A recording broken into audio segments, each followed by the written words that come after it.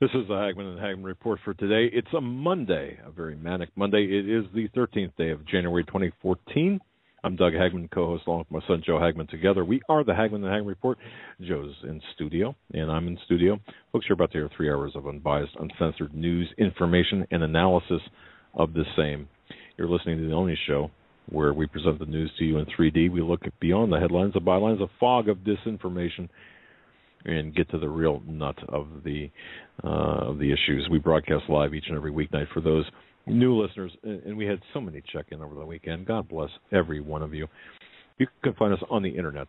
We broadcast live each and every weeknight from 8 to 11. I don't know if I said that or not, but our home base on the internet is HomelandSecurityUS.com. We're also simulcast by the Christians United Broadcasting Network. There you can tune us in at thehagmanandhagmanreport.com. Thanks for joining us. Thank you for your belief and your trust in us as we walk together through this minefield of current events.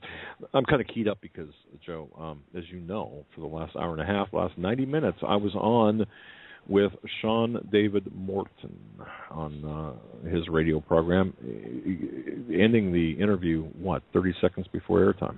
Yeah, you closed it up just in time to hit call and connect with me here, and it was an interesting show. It sounded good. I only heard one side of the show for some of the show, most of the show, and it was a good job. And you guys covered a lot of different issues. And and for those who don't know, Sean David Morton was he was on with Art Bell quite a few years back in the late 90s, and I think he might have even been on with Art here in his new venture, and then that went south. But very intelligent man, a man that's plugged into the globalist agenda, of course. Interesting with respect to current events and that type of thing. So it was a good program. Yeah, a lot to cover tonight, by the way. Yes, we do. We have a lot to cover, from the Middle East to issues here domestically with the DHS, TSA. We have, as I said, the Middle East. We have Iran deal that we have news on, and we have some Supreme Court news. I mean, news all across the board, and a lot to get into, as well as your phone calls and more. I'm going to start by doing a little housekeeping and giving out their schedule for this week. Tomorrow, as is every Tuesday, we'll be joined by Stan Deo from 9 to 10, our middle hour, and that should be fantastic. As always, a lot of questions. We had a great week, by the way, coming up. Yeah. Wednesday, the 15th, we'll be joined for the show by Paul McGuire, and the 16th, and also with Paul McGuire, he's sending more books to do another book giveaway. So people who did not win a book last time will have a chance again at another book drawing, and might be for even more, maybe 15 books this time. We're going to have to see what happens. But and then Thursday we have Michael Arevna and somebody he knows, Josephine, who's going to give her testimony of dying in a car crash and her near-death experience. That's going to be an interesting testimony. I know from what I know of this, and that's Michael Arevna of his website, revelationnow.net, I believe. And Michael's been on before with Steve Quayle and others. So it should be. It's going to be an interesting program. I've always wondered. And this woman, Josephine, is a survivor of a really, really horrific car accident that killed numerous people, right? Yeah, I think in Florida. And from what I understand, it did kill some people. I think the people who she was in the car with, if I'm not mistaken. Okay. Well, her testimony is going to be very interesting, talking about her experience, post-death experience, or dying, and of course. So we'll listen to what she's got to say. And apparently there is some messages. When I say messages, I'm not talking about anything extra biblical. I don't believe. I think they're, from what I understand, pretty much in line with our faith. Just from what I understand. Now, it's going to be, and Michael Arevna is a great guy. He's a solid Christian. Very interesting. The whole thing's going to be interesting. I just can't wait for that program.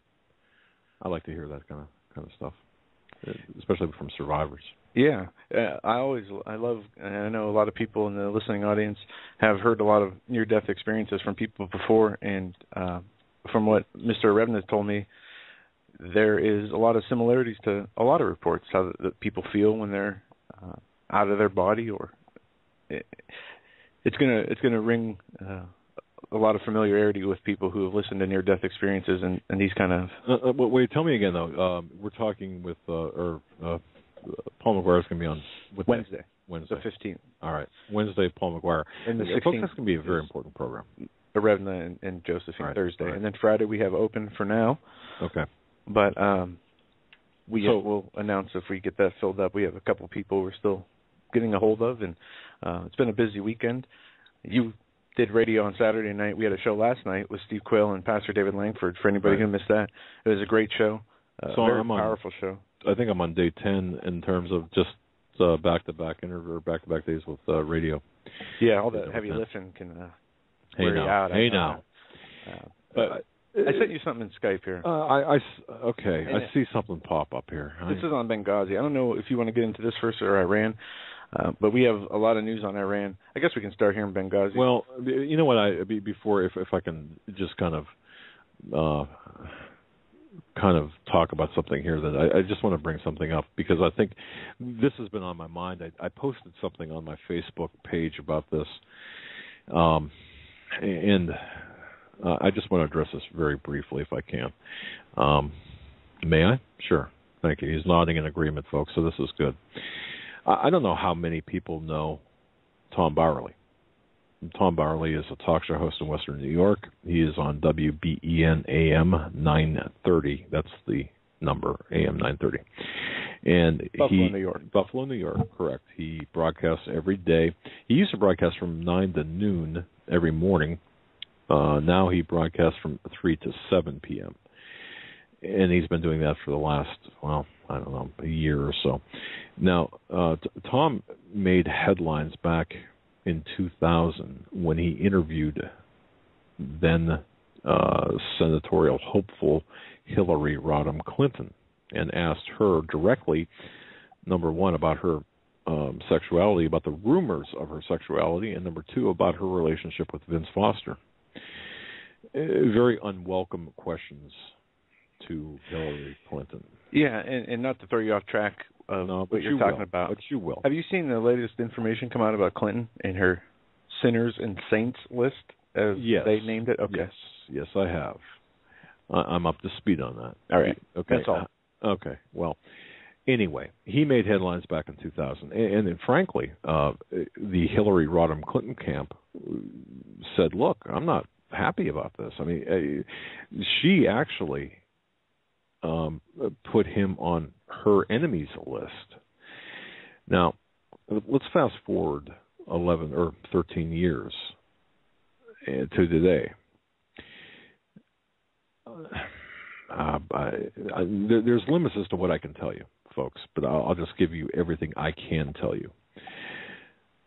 If you are from Buffalo, Western New York, or if you're in the radio industry, you know that right now there is a lot of controversy surrounding Tom Barley. There was a huge Buffalo News spread piece. It made the front local section of the Buffalo News yesterday about Tom Barley.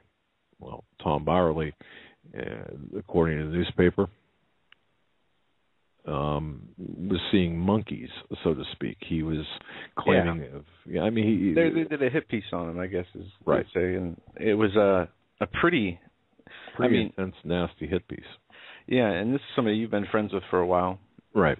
And a listener and friend, Larry, sent us or let us know that there was a full page write-up in the Buffalo paper. Okay. Well, let me back up a little bit before this.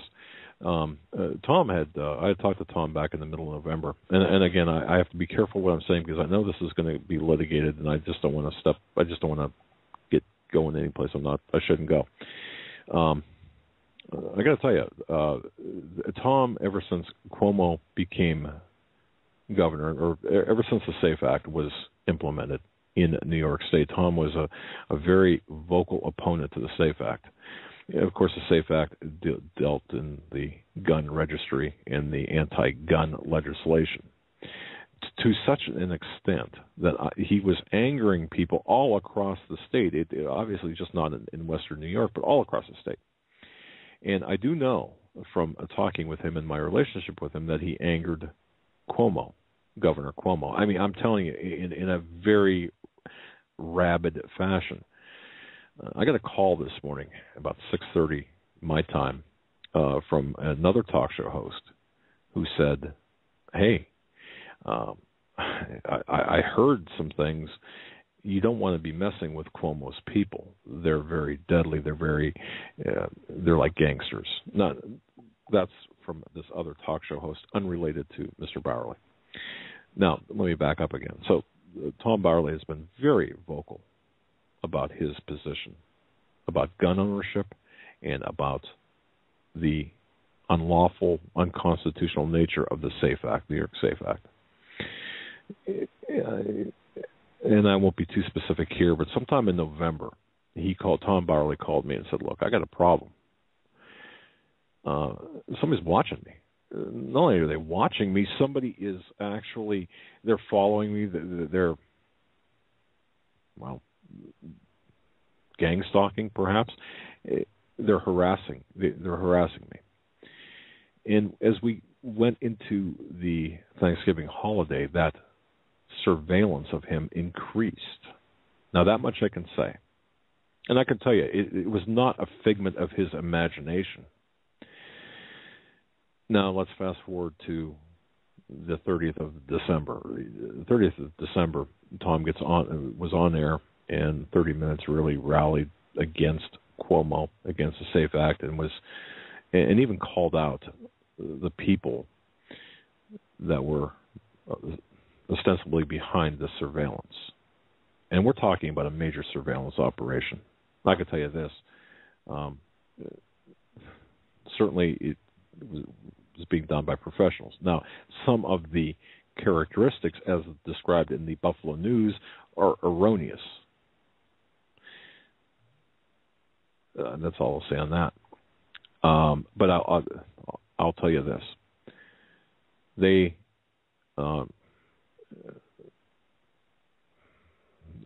they've attempted to and are succeeding in marginalizing the reputation of Tom Bowerly, making him sound like he's Fruit Loops, cuckoo for Cocoa Puffs.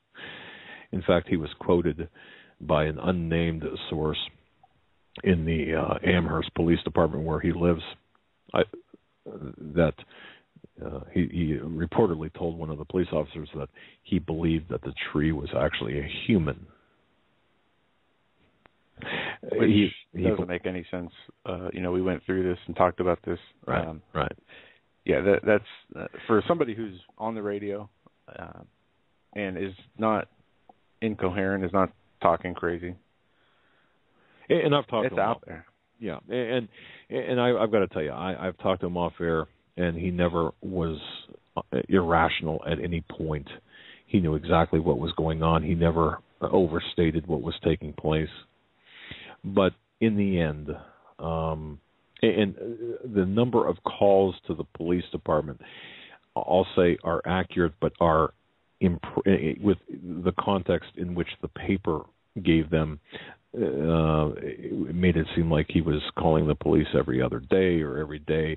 Now, that's not an accurate representation, but I will not get into why that's not, except to say that, and then another quote reportedly attributed to Mr. Bowerly was that the government agents were after him, meaning state government agents, and of course they were walking in the snow, and when around his house, and when the officer said, "Well, there are no tracks," this statement by Tom, he reportedly said, "Well, they've got special shoes where they don't leave any tracks in the snow." Look, folks, I'm going to tell you something, okay?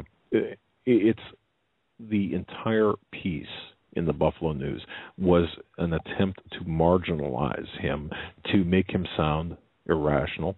And they succeeded to the extent that on one occasion here very recently, the police had taken away a licensed, registered personal protection weapon from him. They took it away from him because they said that he was a threat to himself and the community. Well, of course, if you're calling trees humans and saying that people are walking in the snow, not leaving footprints, you might think that. But I'm going to tell you right now, it was a setup. The entire thing. You cannot believe what you read. Now, Tom and I disagree on many things, Many things, believe me.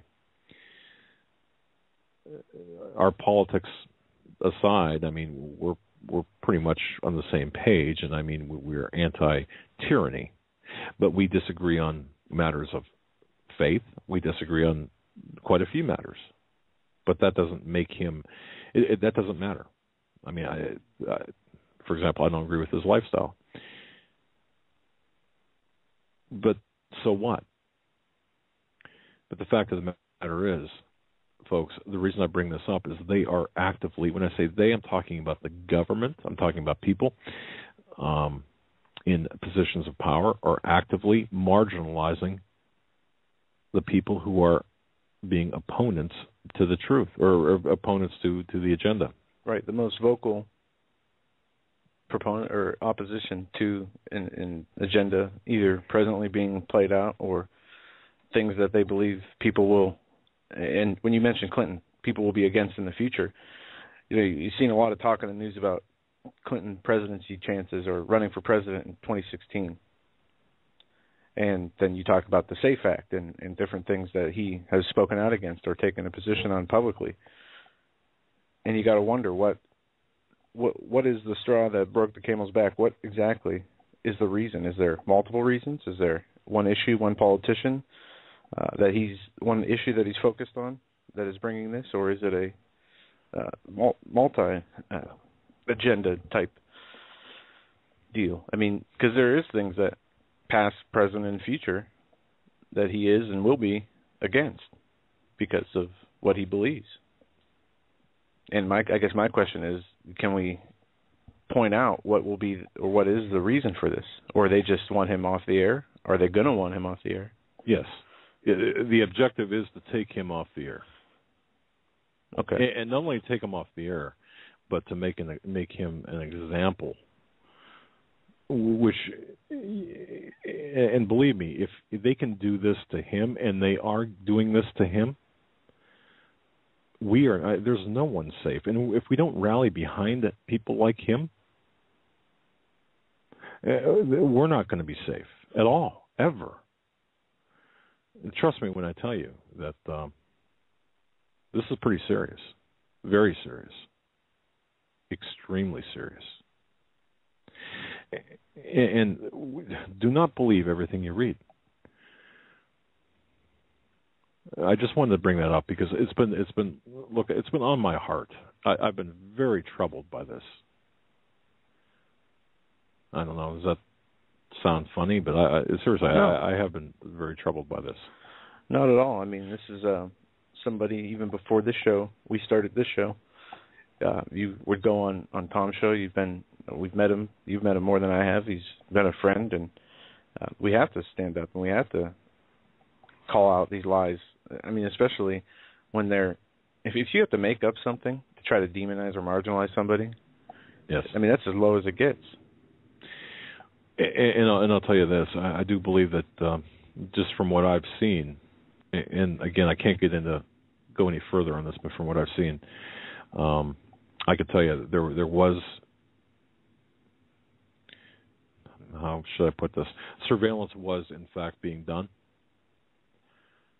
on Mr. Bowerly, and there's different types of surveillance as well, because we've done surveillance on people. Surveillance is when it's done for a legitimate purpose. You do surveillance to expose a criminal activity. You do not do surveillance to harass, intimidate, or otherwise drive someone to do something they would not ordinarily do. This is pretty much, it was done to intimidate, harass, and to just... Yeah, it's something we're going to have to continue to look into. Not just, I mean, this came to our attention because he's your friend and, this is close to home. But I wonder how much of this is happening across the country with other talk show hosts. If this has happened anywhere else, and if we're going to start seeing an increase of this type of behavior towards people who are, of a certain political belief system or part of a something that is just in any opposition to the agenda that needs to be put forward in these eyes of the people who are pushing the agenda. You know, what I'd like to do is to just tell the people, back in 2008, a nationally syndicated talk show host came to me, folks. I don't know how many people know this, listeners now know this, but a nationally syndicated talk show host came to me, provided me with a statement, of course, in my capacity as an investigator, not as the owner of a website, but knew my position because of the website, HomelandSecurityUS.com. But in fact, I think it's still on there, the account. And also knew of my writings at CanadaFreePress.com. And the story is still up there as well. But provided me a statement, a written statement, that he was the victim of a threat, that should he talk about the eligibility of Barack Hussein Obama, that he would be terminated, and not only terminated from his position, but there were threats made. I wrote about this. Judy McLeod knows, the editor of Canada Free Press knows about this. She saw the evidence. She saw the statement. She has a copy of that. And of course, others do as well. Many others do as well that are locked. It's all put away. I do know that Mike Zullo has talked to this individual. Sheriff Arpaio's Mike Zullo has talked to this individual. But see, the point I'm getting at is this. Others have been marginalized, or others have been threatened by not only this regime, but by politicians, both Republican and Democrat, if that really matters anymore. They've been threatened. And not just with their careers, but with their lives and their families. This is not a game. I mean, people like to think, well, this is just hyperbole, or this is just overstating a case. No, it's not. And people, in fact, I continue to be skewered by people who say, well, if it was true, you would release the name, or why doesn't this person, this high-profile talk show host, why don't they release the affidavit that they provided to you? Because of the consequences. You can just pick up yesterday's edition of the Buffalo News and see what just their Plan A game, or Plan A is, without going to Plan B, C, D, and E. And believe me, they've got other plans as well. That's just marginalization of one's reputation. Believe me, it gets worse from there. So, I just want to let people know that. And so, if you are in the WBEN listening audience, or the Western New York listening audience, and you know Tom, certainly drop him a note saying that you're in support of him and that you heard it on our show. I put something up on Facebook earlier today, and I believe something is coming on Canada Free Press here. They're on this as well. But we can't allow this we cannot allow this to go. I mean, we cannot allow this to take place, folks. We just can't. So that's one of the things that's been happening behind the scenes over the last, 40 days plus, 45 days. And that's very disturbing. So, all right, let's get into the other. Oh, by the way, an article, what are the chances of the mysterious death of Loretta Fuddy? If you go to CanadaFreePress.com as well as HomelandSecurityUS.com, yeah, this a is video good. was released to that. Go ahead, Joe. No, this is good. And yesterday before the show with Steve and Pastor Langford, I read the article that you've put up, and you showed me a report from the national, the people that investigate plane crashes. And I was surprised on a few parts of that report. One where it said they did not send a team for investigation of the actual accident scene. There was a few things that were in there that really surprised me, and that was not the status quo for an accident, a plane crash. Yeah, you'd think that people would be jumping on the bandwagon to go to Hawaii. Yeah, I'll take that investigation. Send me to Hawaii. Nine people on the plane. Only one passed away. And apparently there's an AP article out today. Police cause of death of Hawaii health director in the plane crash was cardiac arrhythmia. I'll have to double check that, but it's from Larry. It says it's an AP report. Right. So I don't know if you saw that or how old that is. What are the chances? Right. Just what are the chances? And you watch the video, and a video, like you said, has come out from somebody on board the plane. And you watch the people, you can see the impact, which is not a hard impact. From what your article said and what other reports have said, this was a pretty amazing, kind of like the smaller version of the Hudson River landing. I mean, right. That's a good comparison. Yeah, the guy didn't. I mean, for a crash land, it's probably the safest crash land you could have. He landed in the water. At least, for those who don't remember, the Hudson plane crash landing, which was maybe in 2008 or around that time. I was there. Yeah. In fact, I went. Didn't we go down? 2007, 2008. Was it you? No. Oh, okay. I went down to the river. Okay, I went down to the river, the Hudson, to see the plane. That was a sight, by the way. Yeah, and I mean, this pilot landed a huge aircraft right in the Hudson River, and everybody got off all right. Well, in this video of this Hawaii plane crash, they coast into the water.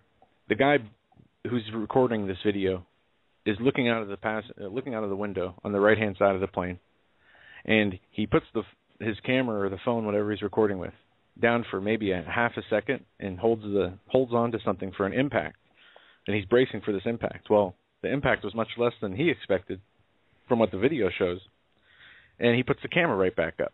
It wasn't a crash landing. It was a crash, but the plane continued to float for 20-some minutes, 25 minutes possibly, and 25 minutes. Right. Everybody got off the ship with relatively no injuries to none. Well, and see, here's where the conflicting reports come in. First of all, that plane took off, and here's the thing. Everybody knew. I mean, this was an annual trip that was made, so everyone knew that Loretta Fuddy would be aboard that plane, as well as the deputy director of health. That was known. A flight plan was filed with the air traffic controllers. They knew the path. By the way, it's interesting that the flight path would take them after ascending, departing the airport. It would take them over the. I'm not even going to try to pronounce the name of the channel, but this particular channel is called the. It's nicknamed the I Gotcha channel or I'll Get You channel. It's the worst possible place in all of the Hawaiian Islands. In fact, it's the most dangerous channel in the world, according to the U.S. Coast Guard. So if let's just say I was going to, sabotage a plane to make it go into the water, where would I go? Where would the best place be? That channel. Because you see, that channel at its deepest point is over a mile deep. And the channel itself makes rescue and other types of operations extremely hazardous. You've got a Venturi effect with the islands and the mountain ranges there. So it's difficult, even on a good day, to enact rescue. That's interesting. So in my article, what are the chances, for example, that, the individual responsible for authenticating Barack Hussein Obama's long-form birth certificate, Loretta Fuddy, just happened to be the sole fatality out of 9 on board that plane. And by the way, that airline had never had a problem, ever. No, in 2011, Loretta Fuddy released Obama's Hawaii birth certificate to rebut claims that he was born outside of the U.S. This is from the Associated Press. She certified the authenticity of the document that was released, to be clear. And this article from the AP says the National Transportation Safety Board is investigating the crash. Its preliminary report says the small commercial plane floated for about 25 minutes before sinking, and they say that in here that the pilot, Kowalski, had a passenger who swam to shore. He said, Fuddy, 65. Kawasaki, I believe it was. Okay, Kawasaki. No, that's right. Yeah. I don't have the thing in front of me. They said that Fuddy appeared fine while bobbing in the water after everyone exited the plane and waiting for help. So apparently she was okay after the plane crash and in the water with her life preserver on. Now that's consistent with what the deputy director of health said that she did exit the plane and was alive, and then she just gradually drifted away. And another aspect of this crash, as it says here in the AP article, which backs up with the report you got, was there was a bang. Correct. And they heard a bang. Yeah. In the engine, the sole engine. That plane only has one engine. Yeah, and they said that the bang, then we were a glider after the bang. And kudos to the pilot, because he did make a very, very strategic landing in the only area of water that he could, and he did a great job. Okay, so we've got to understand. I think we've got to give him credit for that. But the one thing I noticed on the preliminary report from the NTSB is that they list 3 serious injuries. The 3 people had very serious injuries, and one person was deceased, and that was a reference to Fuddy. But the other 3, it's rather inconsistent from the eyewitnesses at the scene, and also from the people who were, well, the eyewitnesses. I'll just leave it at that. So I just find it really interesting that here you've got if you look at the video that was released by Ferdinand Puentes. Now, you can identify him because he did take a selfie. I never heard of that word until Mandela's funeral, but nonetheless, you can identify him. He's seen wearing a United States federal marshal cap, and of course, he was seated in the last row of the plane and had his GoPro waterproof camera there. I thought that was rather interesting. I mean, hey, stuff happens, right? So you're in the last row of the aircraft. You can see everybody, and the aircraft goes into trouble. He pulls out his GoPro and films the entire incident. It does happen. I'd be buying lottery tickets, I'll tell you that. Yeah, that's a lot. I mean, it's just a very strange story. And always, there's a lot of people involved in the political world, so you're going to have deaths. But how many is too many? How many raises the red flag of suspicion? I mean, you know what? We've seen some things. In our investigations, we've seen some really strange things where things that should have never happened that we've seen happen. Or how in the world you look at this and how in the world, for example, that one guy that drove up that side of that mountain in his van that one day and was I don't know where that was, around the Allegheny Mountains. I mean, were you with me on that investigation? No, but you sure told me about it a lot. I mean, folks, I got to tell you, a guy seriously suffered. He was suffering from. He was a diabetic, and he had an episode where he actually drove his minivan.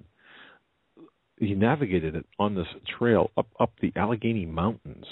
And he drove for like 1.25 miles. We had to get there to investigate the fatality. We had to get there with the fire department. They had to give us a four-wheeler in order to get up there. So we took a four-wheeler up to the side of the mountain to get to the top where this man had parked his van and spun the tires. Apparently he passed out at that point. Spun the tires, started a fire that engulfed the entire vehicle. And trust me, we looked at this every which way. I mean, we did a colonoscopy on the entire, everybody that had anything to do with this guy, and people that didn't. I mean, we investigated the heck out of this for weeks, and I mean weeks, day after day after day. And sure enough, this guy. By the grace of God or not, I mean, it's just strange how he navigated up this side of the mountain that we had to take a four-wheeler to get to, and got stuck in dry leaves, and even we even had we even brought in hired professional forensic experts as well. They went over every piece of evidence. The whole side of the mountain was scoured. But sometimes things do happen that are really hard to explain. But this, I don't know. folks, I just think that now does this this will not have any effect on Maricopa County's investigation. It won't. But the other part of this, the other side of this is, it's interesting because if you look at the money side of things with Fuddy, she is short about $50,000 to $75,000.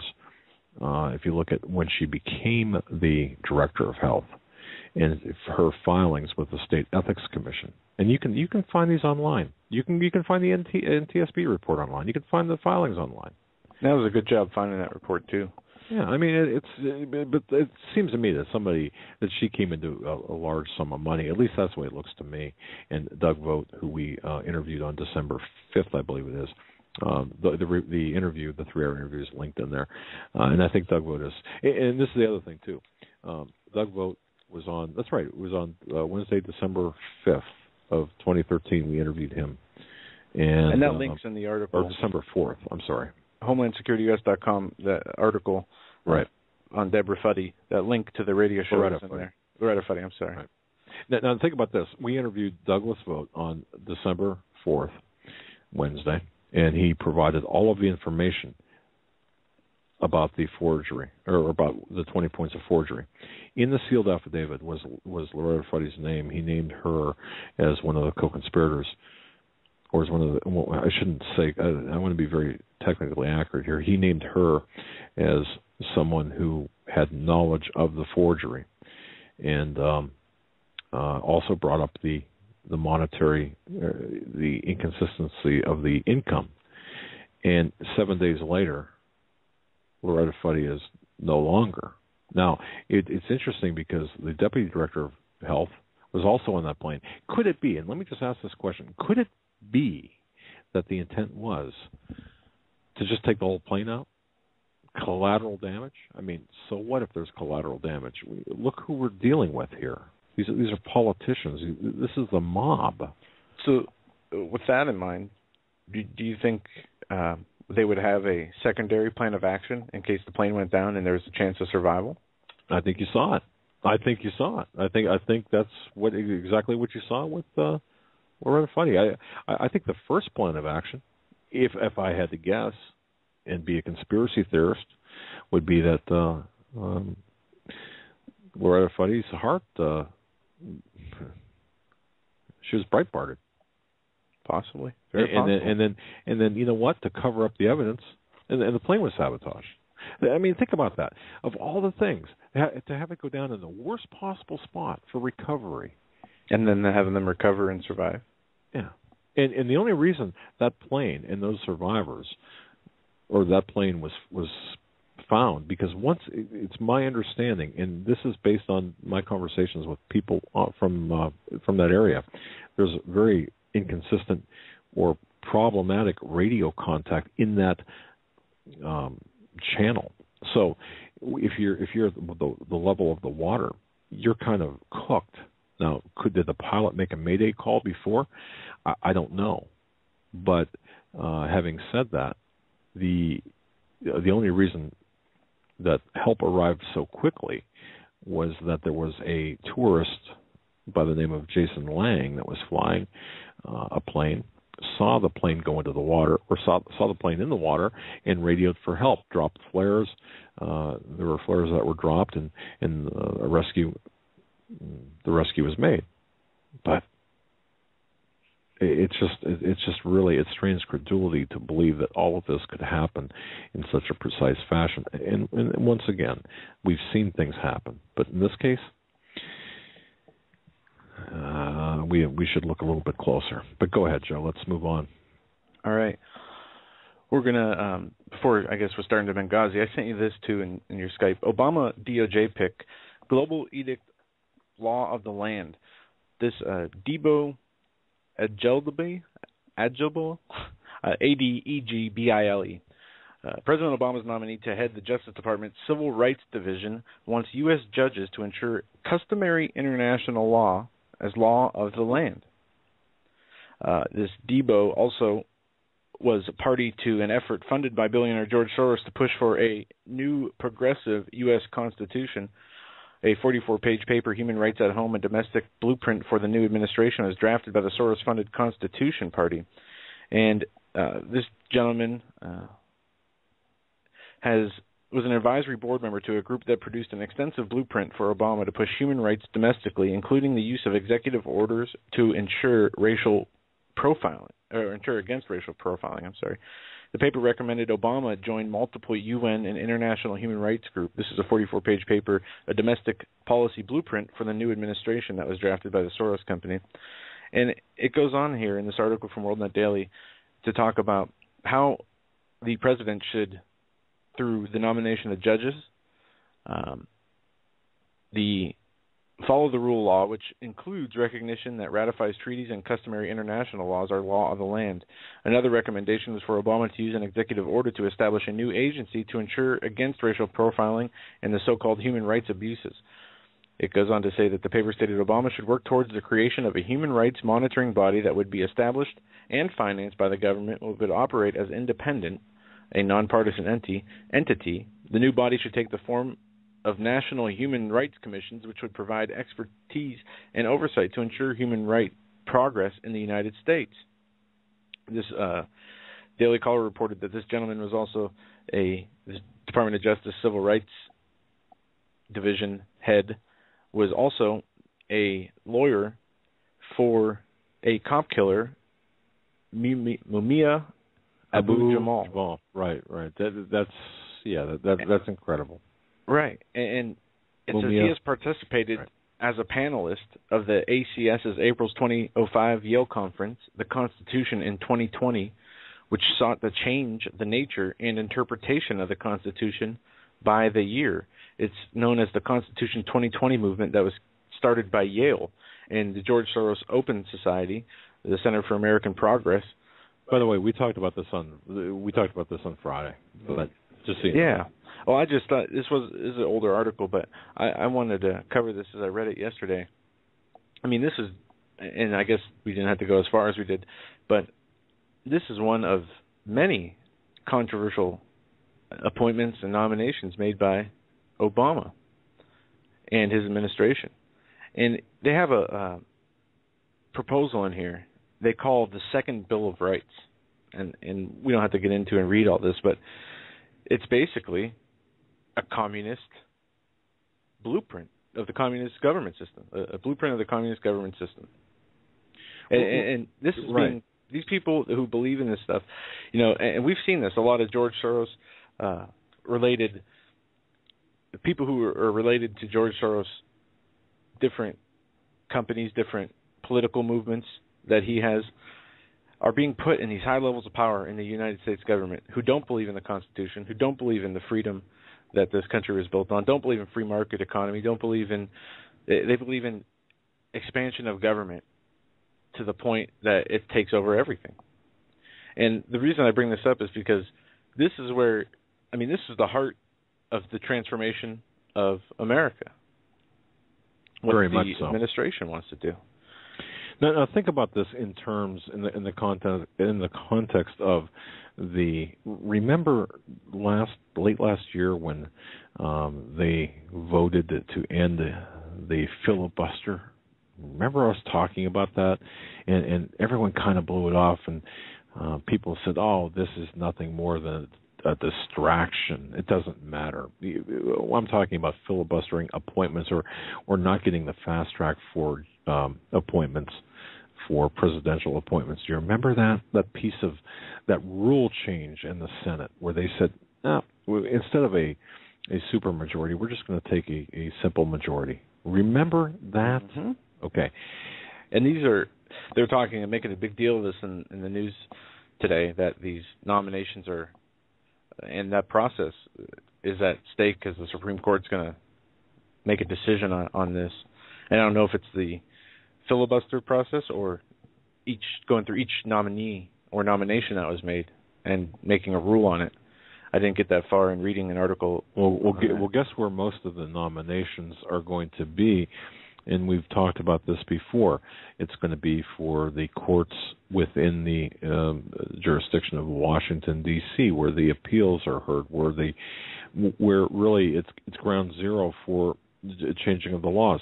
Folks, you see, so for all the people, all the other talk show hosts, all the other pundits who said, well, this is just nothing more than this is nothing more than just a distraction. And by the way, we'll change it when we take over the Senate. It's a political football. No, don't forget, compromise had to be made by people on both sides of the aisle.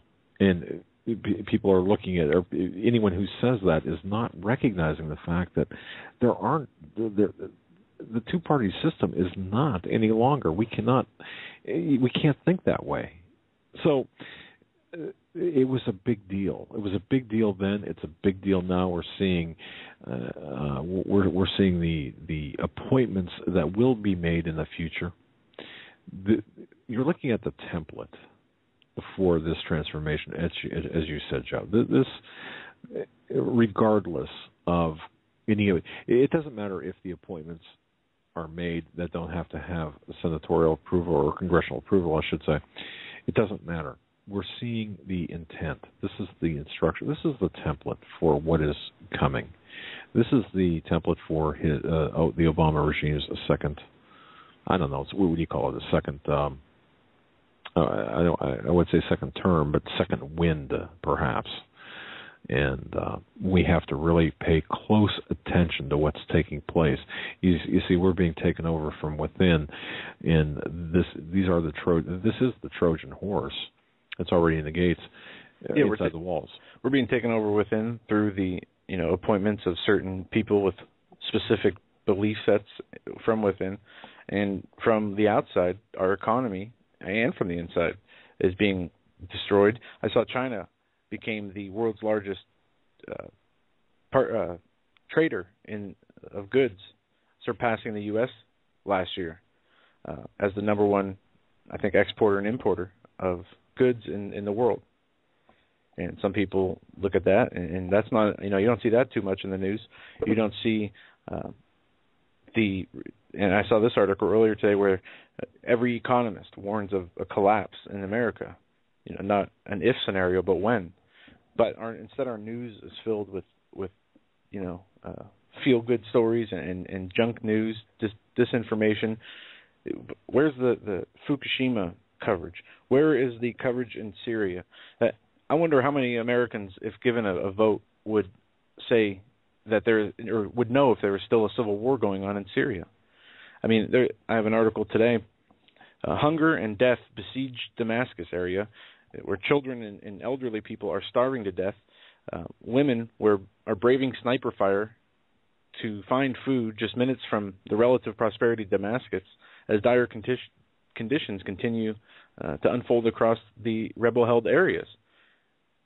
And remember in the beginning, first half of last year, into the summer, where we were ready to go to war, and there was so much news coverage. Assad was being interviewed on U.S. TV networks. You had nonstop, attention being given to Syria. Well, the only thing that changed was the media coverage since then. People are still dying in mass numbers. Missiles are still being deployed and dropped on areas of civilians in Syria. You had 150,000 deaths last year. When's the last time you saw an accurate number come out on the reporting of this number of dead people that were in the Syria civil war? And ladies and gentlemen, one thing I would urge everyone to do, if you see video coverage, if you see video footage of refugees fleeing Syria, take a good hard look at the refugees. You might think, oh, this is not really a big deal because it's not happening to me. Well, it is a huge deal because what you're seeing, they're not street people. They're not the people who live in mud huts. No, these are people who live in suburban-like homes, in urban homes that are fleeing for their lives.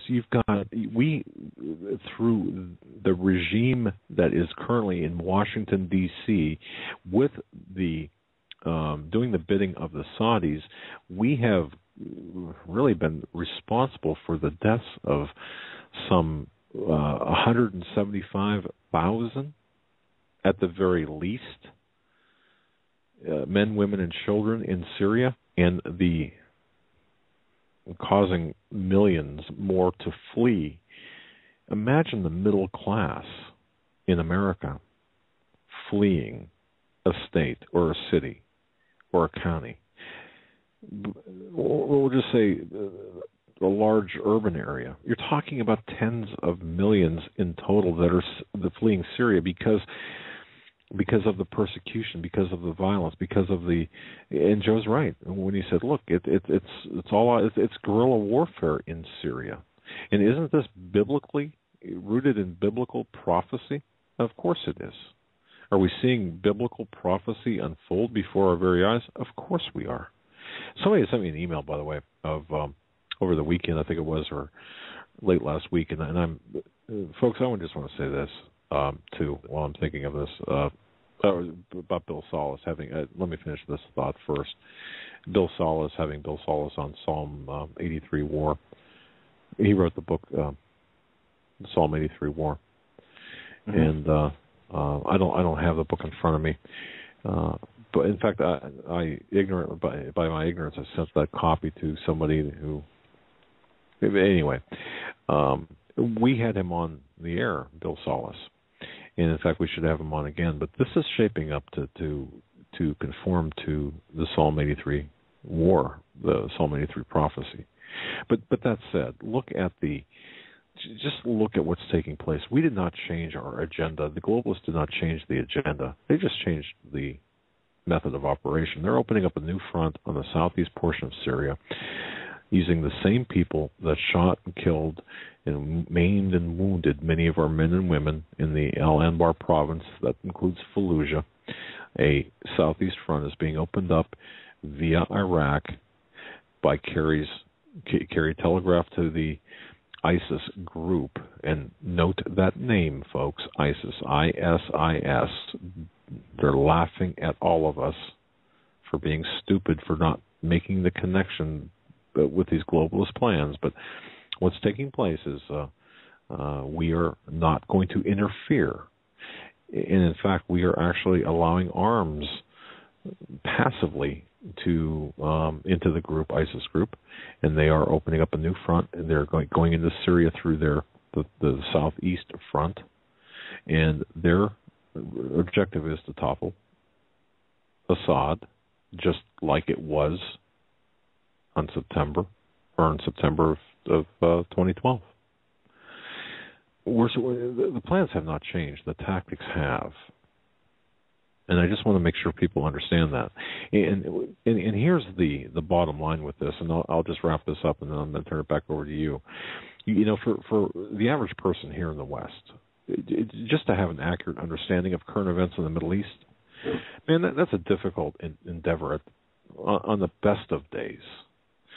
Our understanding of what's going on is further clouded by history that has been revised over the years, by opposing agendas that are wrapped in lies by all sides and at different levels. If you think that Israel, for example, doesn't lie, well, of course, everyone governments lie. Right. Period. I mean, right. That's a given. But one lie, however, stands far above the rest, and that, once it's unraveled, it provides a rather unique clarity about an agenda that, once complete, will leave no one unscathed. It's a lie so big that it's become the third rail among politicians and the corporate media. And, folks, it's a blood trail. The blood trail reaches far into the White House, deep into the U.S. State Department, into the CIA, into the halls of Congress. The lie that exposes the big picture agenda is the lie of Benghazi. It offers a tremendous perspective into the current actions of John Kerry, or recent actions of John Kerry when he went over on his Middle East tour.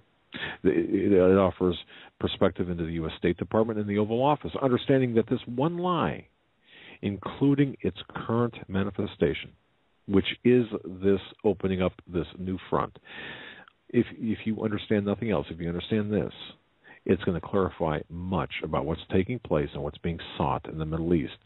And I've said this before, if someone thinks that the Russians, the Iranians, the Syrians are going to be fooled by who's actually behind this opening up of this Eastern Front, the Southeastern Front, this proxy war against Assad.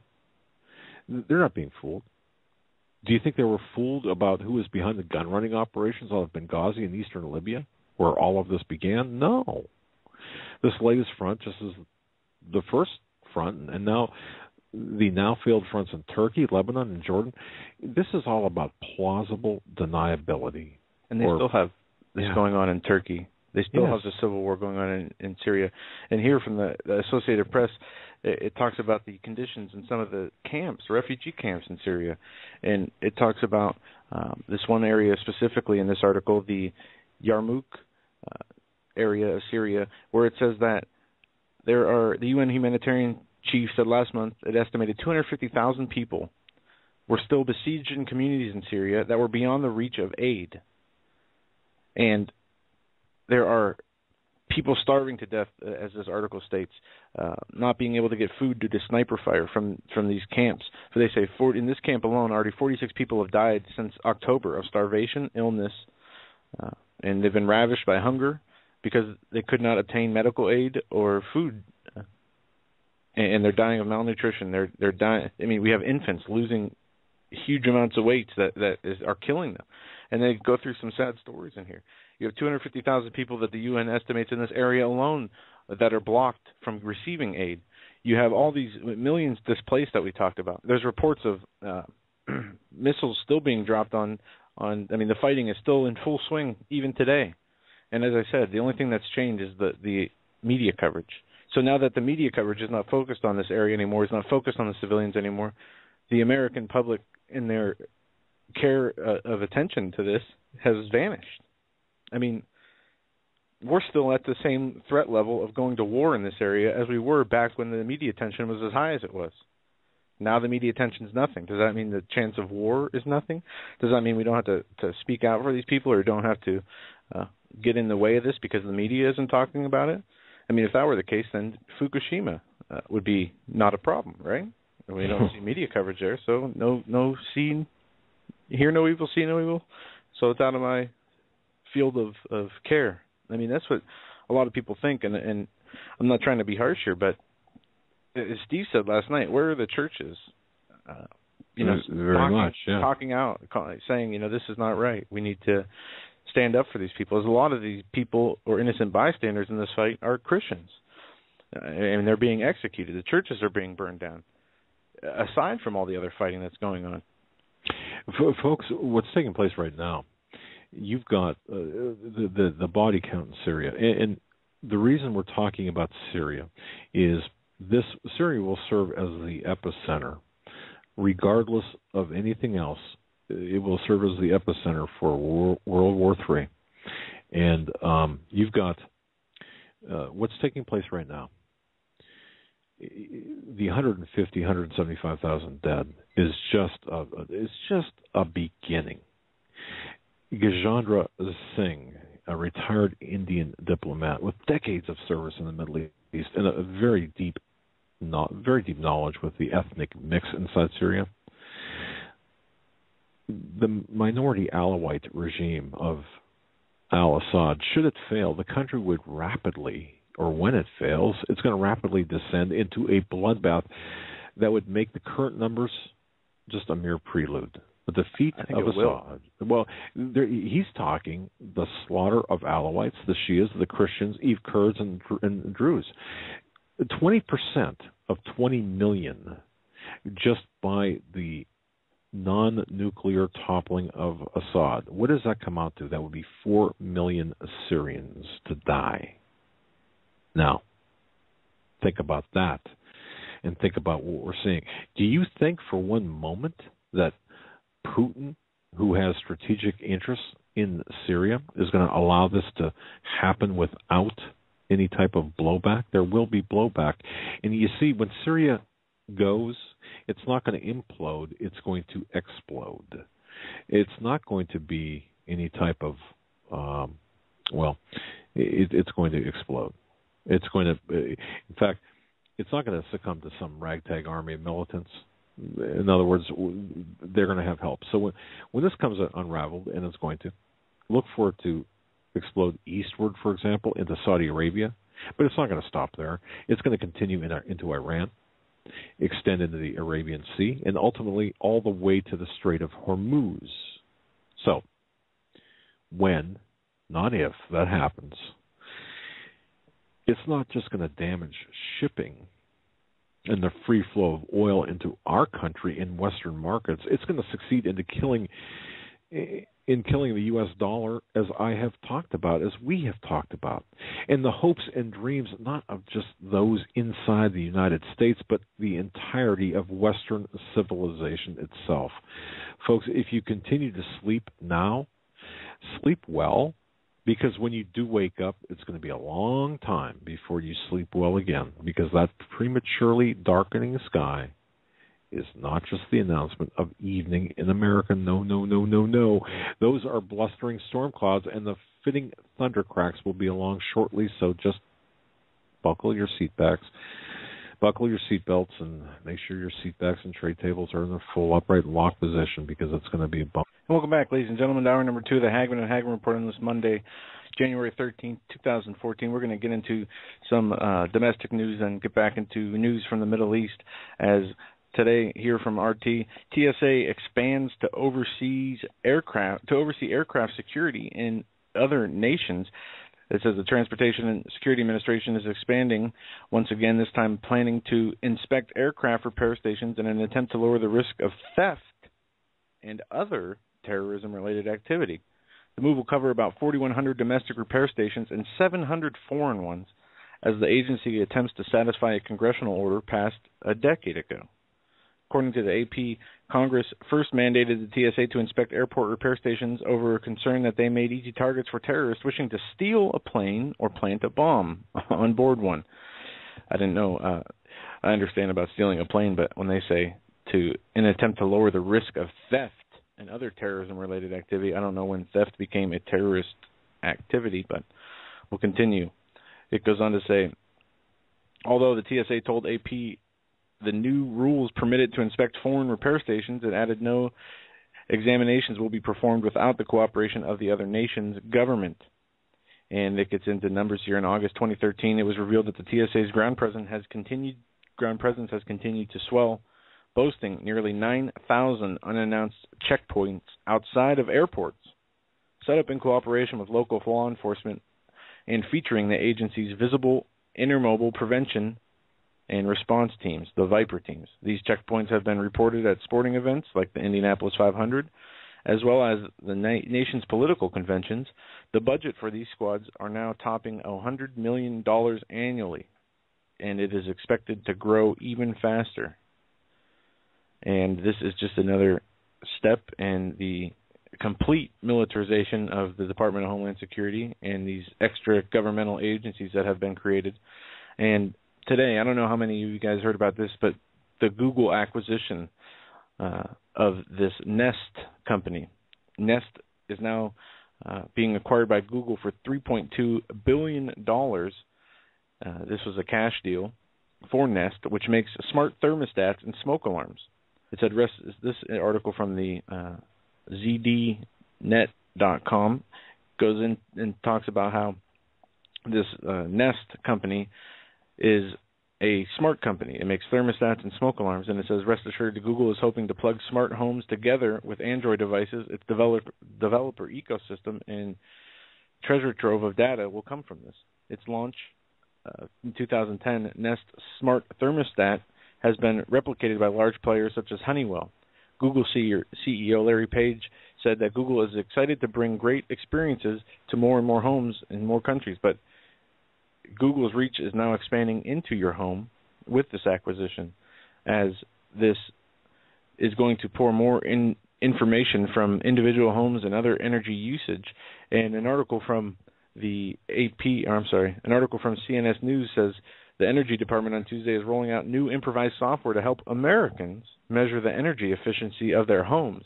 And they say it's a new scoring software that helps them, like a vehicle mile per gallon rating because it allows homeowners to compare the energy performance of their homes to other homes nationwide. It also provides homeowners with suggestions for improving homes efficiency. And it also allows Google to get into your house now and monitor the energy amount that you use and to see if there's any changes. You see how Agenda 21 overlaps with this? Absolutely. And they say that, the examples they give, and that some of these articles write about, some of these articles don't have a title as this, Google is expanding into your homes. They say, Google is a plus energy rating for homes, and put a spin on it of it's a positive for you. Well, this can help you with your energy efficiency. Yet you're going to need to be energy efficient because you're going to be rationed on energy. Just like, we see, and I don't know, maybe I'm wrong on this, but I know in the summertime, the power grid can get taxed from just like the winter, air conditioning. Yes. I don't ever remember, because of the heater running, or the furnace running, the power system being taxed. Oh, I do. Okay. Well, I said I could be wrong. I did. Yeah. When we had that recent spate of cold, and listeners can probably attest to this wherever you're listening from, if you were in a location where ordinarily you don't get that, I'm sure that you might. Well, you were told to conserve. I would suspect you were. But, that's exactly. I want to bring this up because, folks, did you hear about this Ohio man arrested with bombs? That was the next story I was going to get into. Okay.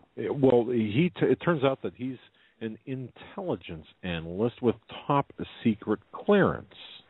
Yeah, this is Andrew a heck Scott of a story. Boguslawski. 48 bombs in his car he was arrested with. Remote detonating devices, guns, military-based blueprints. And they say he was making a beeline towards the U.S. Navy SEALs training facility. But Andrew Scott Boguslawski. Let's get his name right here. Oh, wait a minute. Yeah, there's two different spellings of his last name here. Yeah, they say he was going 70 miles an hour, and law enforcement caught up with him on New Year's Eve, pulled him over, and eventually arrested him. Now, I saw an initial report to this where they said he had a bumper sticker. If you can read this, you're in the danger zone, or basically you're in danger from being blown up. It was a funny or comedic bumper sticker, but it rang true with what this guy had. But they say this guy who works at a training center in Indiana Training Center for Navy SEALs, is under suspicion for potential terrorist aspirations. And what is the background story with this guy? This gentleman is now on $100 million bail. He's not saying anything. He has not even made a statement. And they say that they don't know what his intent was because he has not said anything. But you have somebody who has a top secret clearance, is pulled over with 40-plus bombs in his car, machine guns, and blueprints to a military facility in the U.S. Was this a situation where the police caught somebody who was going to carry out a false flag type attack before it happened? Was this training materials? I mean, what do you make of this? Well, I think I received an email from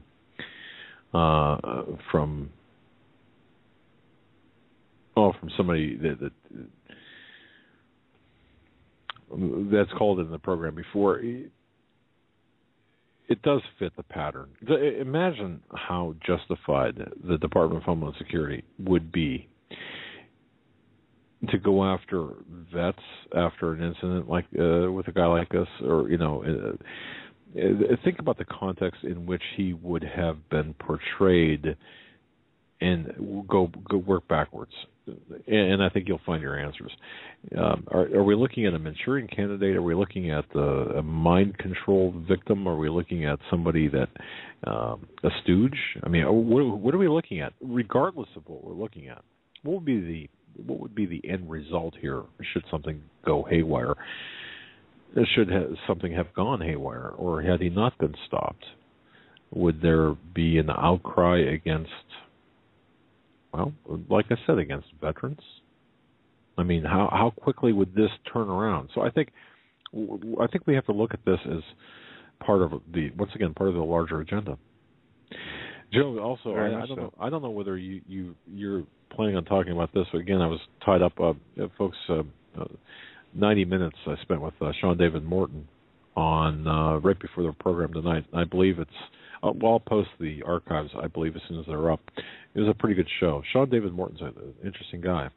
But I don't know whether you saw this or not. 300,000 West Virginians left without clean water following the chemical spill. Oh, yeah, this has gone on for almost a week now. Exactly. But now I'm looking at this a little bit differently. Folks, I don't know about you, but I've gotten a lot of emails about this, and I'm starting to wonder about this. I'm looking at this a little bit differently. Could this be something more than...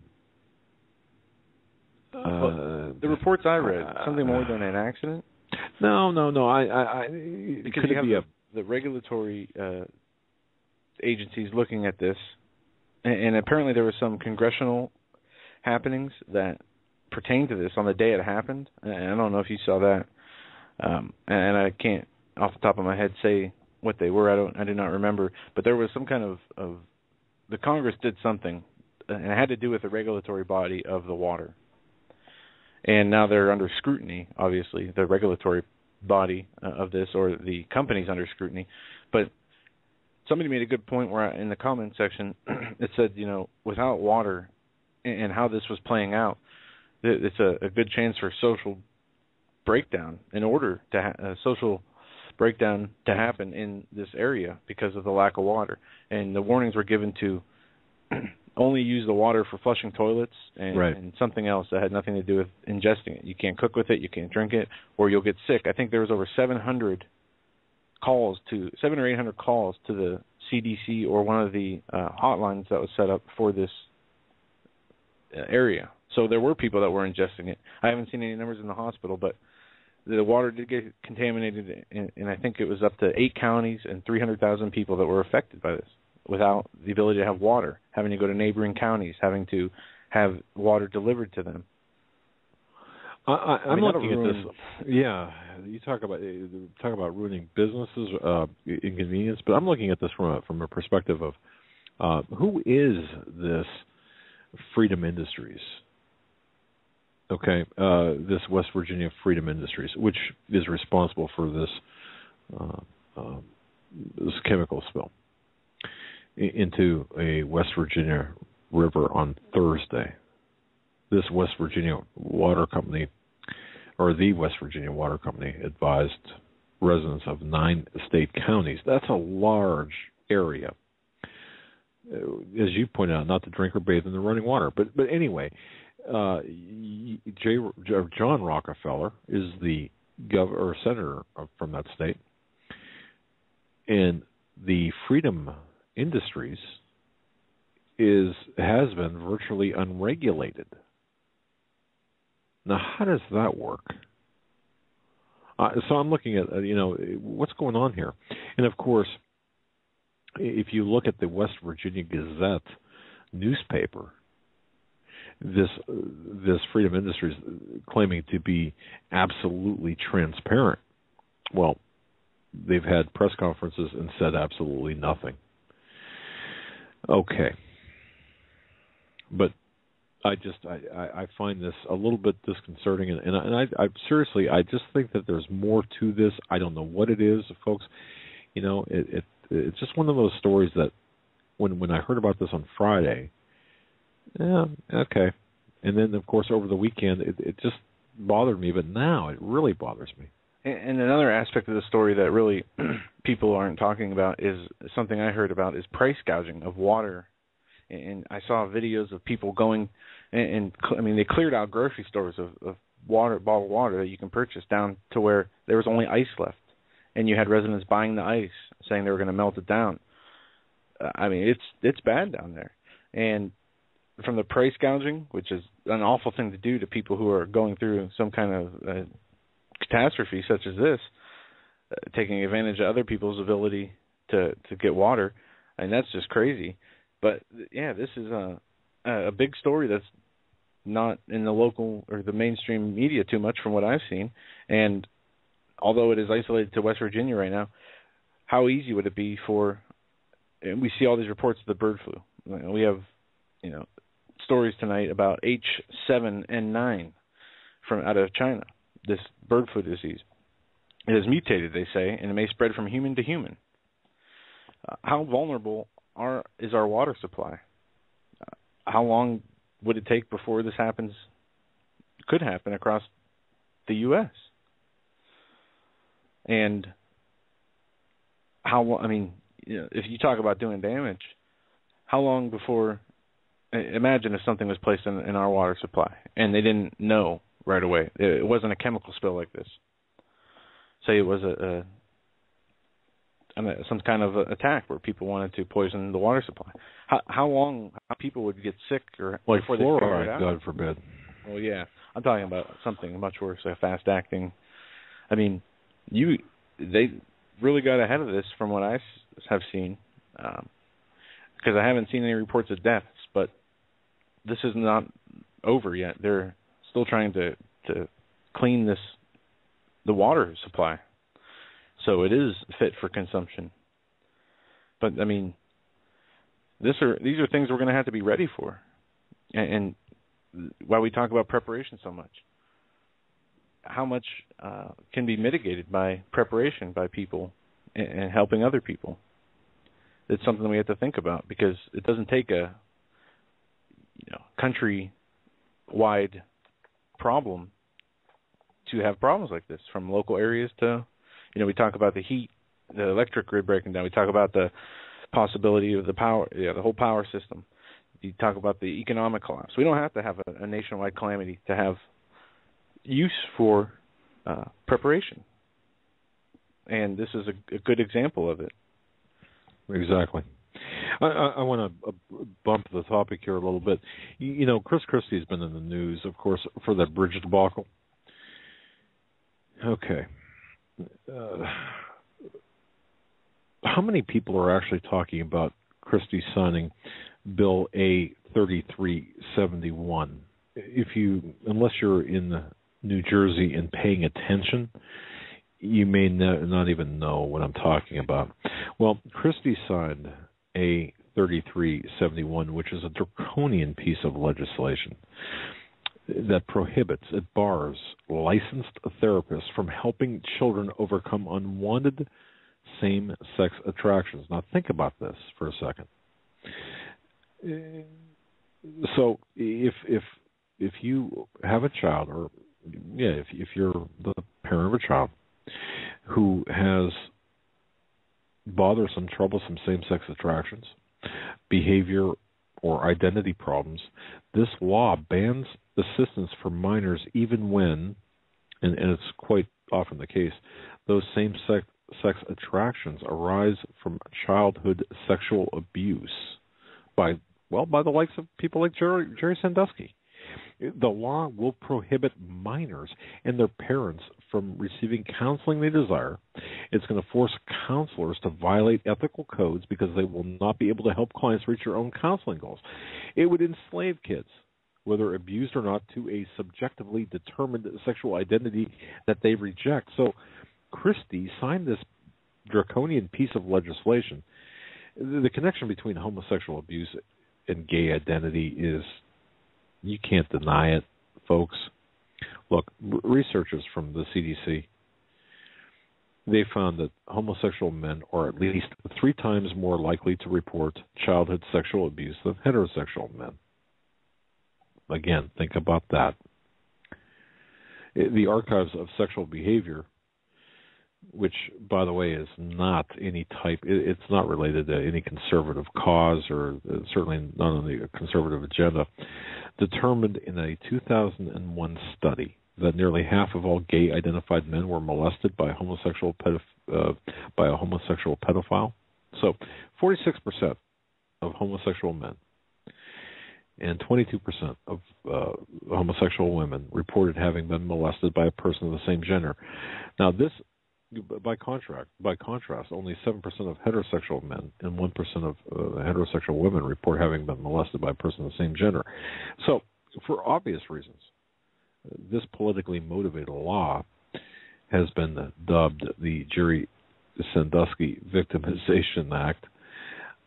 But Chris Christie signed it. And it's just as bad as the other side saying, you can't get counseling. Remember, I think it was California. You can't counsel children if they say they're homosexual. You can't counsel them to believe anything else is possible or any other. You can't say, well, are you sure you're not confused? Or you can't push a heterosexual agenda down their throats. It's just as bad as saying there's no excuse for it. But this Christie fiasco, media fiasco, I don't remember them spending as much time on other political scandals that had much more. What about the IRS? What about the the laundry list of those? Right. We're talking about delaying of traffic here. It's definitely not something that should ever be done by a politician, but sadly these are the trivial games that these creatures continue to play. Yet at the same time, what is it now, almost a week since this happened? This Christie thing was in the news? And it's just not... Several days, right. Half the media sites have half their stories devoted to it still. Well, but that makes no difference. I guess what's important, the media refuses to cover the story about this draconian piece of legislation that Christie signed and is fully backs, yet will make a big deal about the bridge.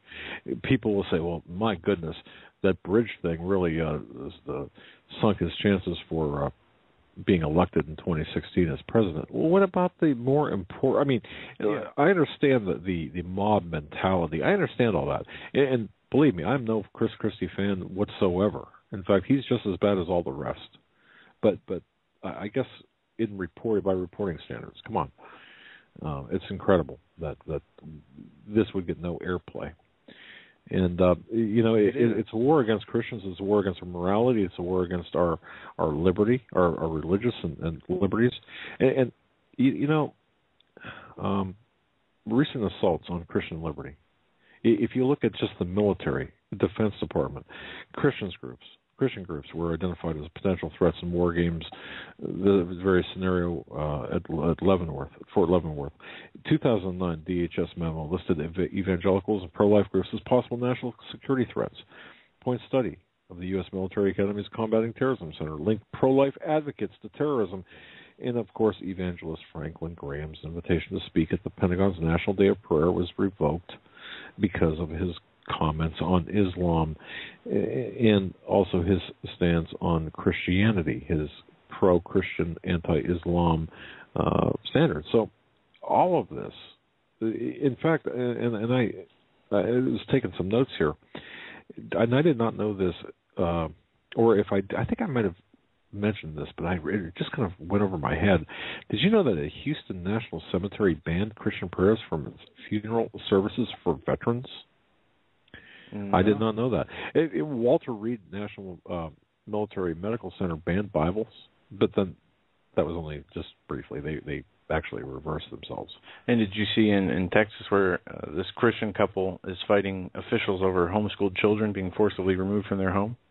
Go ahead. In Dallas, 4 of 7 children were forcibly removed from their home. In Texas, they've now been returned to their parents after the Christian couple spent 2 months battling the government in court over the right to homeschool, even though the judge ruled on this that they could not homeschool their children due to a CPS investigation, even though the law says the complete opposite. There is no law that says that they can't. Actually, the judge ruled that any child any family in a CPS investigation, their homeschooling has nothing to do with it, and that they can't use that for or against the parents. But yet they removed these children from their home school for their beliefs, apparently, is what the ChristianNews.net is saying. All right. Well, we're living in an upside-down world. Really, we're being attacked from all sides, folks. And I just want to say this, too. I meant to say this the last hour, but I'm in the process of attempting to send emails to everyone who has helped us out in the last week. It's been a trying week. Well, I just want to say thank you to everyone. Thank you very much. We're back up whole again. It's been really a process. I'll tell you that, a very, very big process. And I just want to thank everybody personally from the bottom of my heart. And I know Joe, and we've really done everything that we can to we're trying to stay on the air and trying to, it's kind of like treading water. And that's what we've been doing. And when something out of left field happens, boy, sometimes it just takes the wind right out of you. But just thank you, everybody. And if you'll receive a note from me, I promise. It's just taken so much or so long just to get to the point where we're at right now. And putting all the information back together, recognize your emails and such. And we're just we don't have a staff. We don't have a staff. It's just Joe and I.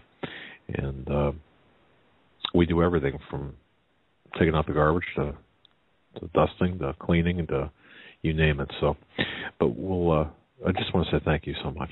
But okay, go ahead. Did you remember the story in San Francisco, I believe it was, where a kid was murdered by the police, 6 police officers? I think his name was Dean. His first name was Dean. I could be wrong on the first name.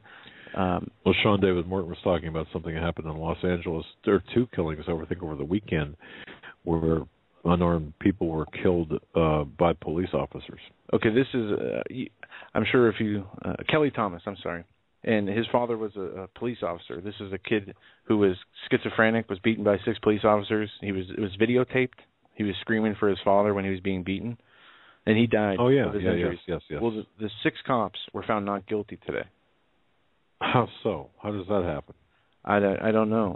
This just is kind of breaking for me, but the story is at least on the verdict. But apparently they were found not guilty, and even though it was on tape, they get away. I mean, this happens so often, and we've seen the reports recently I've seen at least 3 separate reports, and I think you've seen a couple of these too, where parents have called the police to stop their child from. One child stole the car. Another one was a 13-year-old, I believe, was acting up and grabbed a screwdriver, and the police all shot these kids in their house separately in different scenarios, with the parents only calling for help in controlling them or saving them from driving the stolen car that they took from their parents. But, I mean, this is especially sad for those of you who have been following this story, because the guy was not right in his mind. The police beat him without any reason. I mean, he wasn't posing a threat to anybody, and they beat him to death. And not guilty is the verdict. And this happens too frequently in our system. These cops are not held accountable for their actions. And I saw, apparently there's a shooting in a movie theater in Florida. And I don't know if this story was from today or not, but it was the old Tampa police chief that shot somebody in a movie theater for texting. Shot 2 people, killed 1.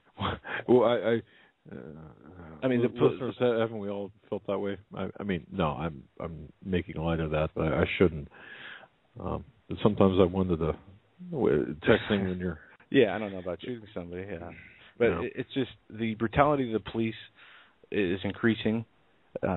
And reading some of these comment sections, as we do as well as the articles, people express their concerns of how they're afraid of police anymore. It used to be you see the police, you feel safe, and now you're scared. It's almost like even though you've done nothing wrong and you're not doing anything wrong, you're just avoiding them at all costs. And the accountability of the people who are in the police force who abuse that power to beat people or whatever the reason is, they're not being held accountable.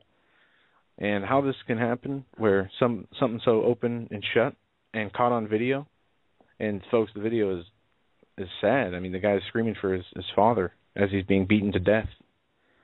That's horrific. It really is. It is horrific. My goodness. It's like a Rodney King, only without the racial element. I mean, and somebody dies at the end. And it speaks to the morality. It speaks to our. I really believe it does speak to our morality, folks. It's bad. It's horrific. We've got so many other things to get into. Why don't we throw open the phone lines and go ahead and line up, folks. 661-244-9839. That's 661-244-9839. The other thing we ask you to do is turn down your, when you hear your area code called, just turn down your computer, your listening device, so we don't get the awful feedback. And just make your point, and we can, or ask your question, we can move on. But 661-244-9839. And once again, don't forget, I was on Sean David Morton. You can catch the archives. I'll have it up on the website here by tomorrow morning. All right, and we're going to jump back to Benghazi real quick because I want to hit this report before we take a call. The Benghazi transcripts. Top defense official briefed Obama on attack, not video or protest. Apparently some Benghazi transcripts have been released. It says, minutes after the American consulate in Benghazi came under assault on September 11, 2012, the nation's top civilian and uniformed defense officials headed for a previously scheduled Oval Office session with the president. They were informed that the event was a terrorist attack. Now, declassified documents show the new evidence raises the question of why the top military men, one of whom was the member of the president's cabinet, allowed him and other senior Obama administration officials to press a false narrative of the Benghazi attacks 2 weeks afterward. Now, if any scandal should be receiving as much attention as the Bridgegate scandal, this story should be right up there. General Carter Ham, who at the time was the head of AFRICOM, the Defense Department combatant command with jurisdiction over Libya, told the House in a classified testimony last year that it was him who broke the news about the unfolding situation in Benghazi to then Defense Secretary Leon Panetta and General Martin Dempsey, the chairman of the Joint Chief of Staff. The tense briefing, in which it was already known that U.S. Ambassador to Libya Stevens had been targeted and had gone missing, occurred just before the two senior officials departed the Pentagon for their session with the commander-in-chief. According to the declassified testimony obtained by Fox News, Ham, who was working out of his Pentagon office in the afternoon of September 11th, had learned about the assault on the consulate compound 15 minutes after its commencement at 9:42 p.m. Libya time through a call he received from the AFRICOM Command Center. It goes on to say that Ham's account of the fateful day was included in some 450 pages of testimony given by senior Pentagon officials in classified closed-door hearings conducted last year by the Armed Services Subcommittee. The testimony given under top-secret clearance had only been declassified this month, presents a rare glimpse into how information during a crisis travels to top echelons of American national security apparatus all the way up to the president. But see, I don't even think this is news. I suppose know. It is. But it's news because of these documents, top-secret documents, have been released to the public. It's something that the public, through their own research and information gathering, should have already known because it's been reported on from people like you and other people, the truth, for a long time now. And I reject the notion, by the way, that this was a failed kidnapping. I do know where that comes from. I mean, that's a theory that, based on my investigation and my contacts, I believe that's a theory that was advanced by Clara Lopez, who is an advisor to Glenn Beck and others. But this was not an attempted kidnapping. Just imagine the planning, preparation, and such that would have to go into the kidnapping of Stevens, and then, of course, the rescue operation. No, that's not the case. It just doesn't make any sense. This is all about the chemical weapons, all about the weapons running, chemical weapons into Turkey. Of course, Turkey. What do you think the Turkish ambassador was there?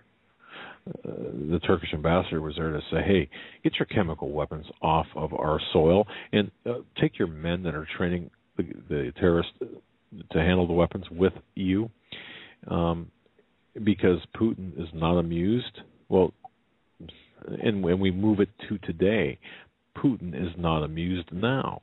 It's not that I'm siding with him, but certainly you can see, ladies and gentlemen, I think that you can see that this is not going to have a good ending, at least from Putin, because Putin, he's a cowboy. He thinks of himself as a Russian John Wayne.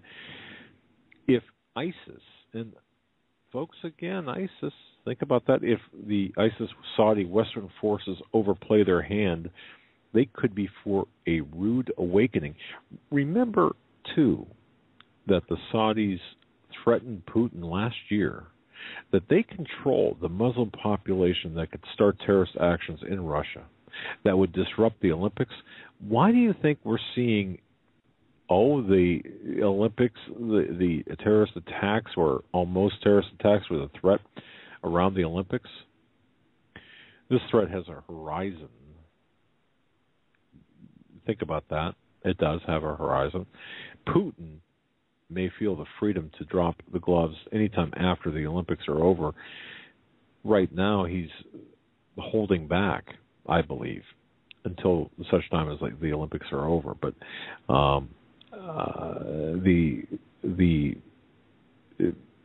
as Russia is about to host the Winter Olympics, the attacks, the bombs, the threats, I believe a central reason behind the timing of this activity. This is all connected to me, as far as I'm concerned, looking at the larger picture. So we all have to look. I think we have to look at exactly what's taking place with Syria. Syria is the key.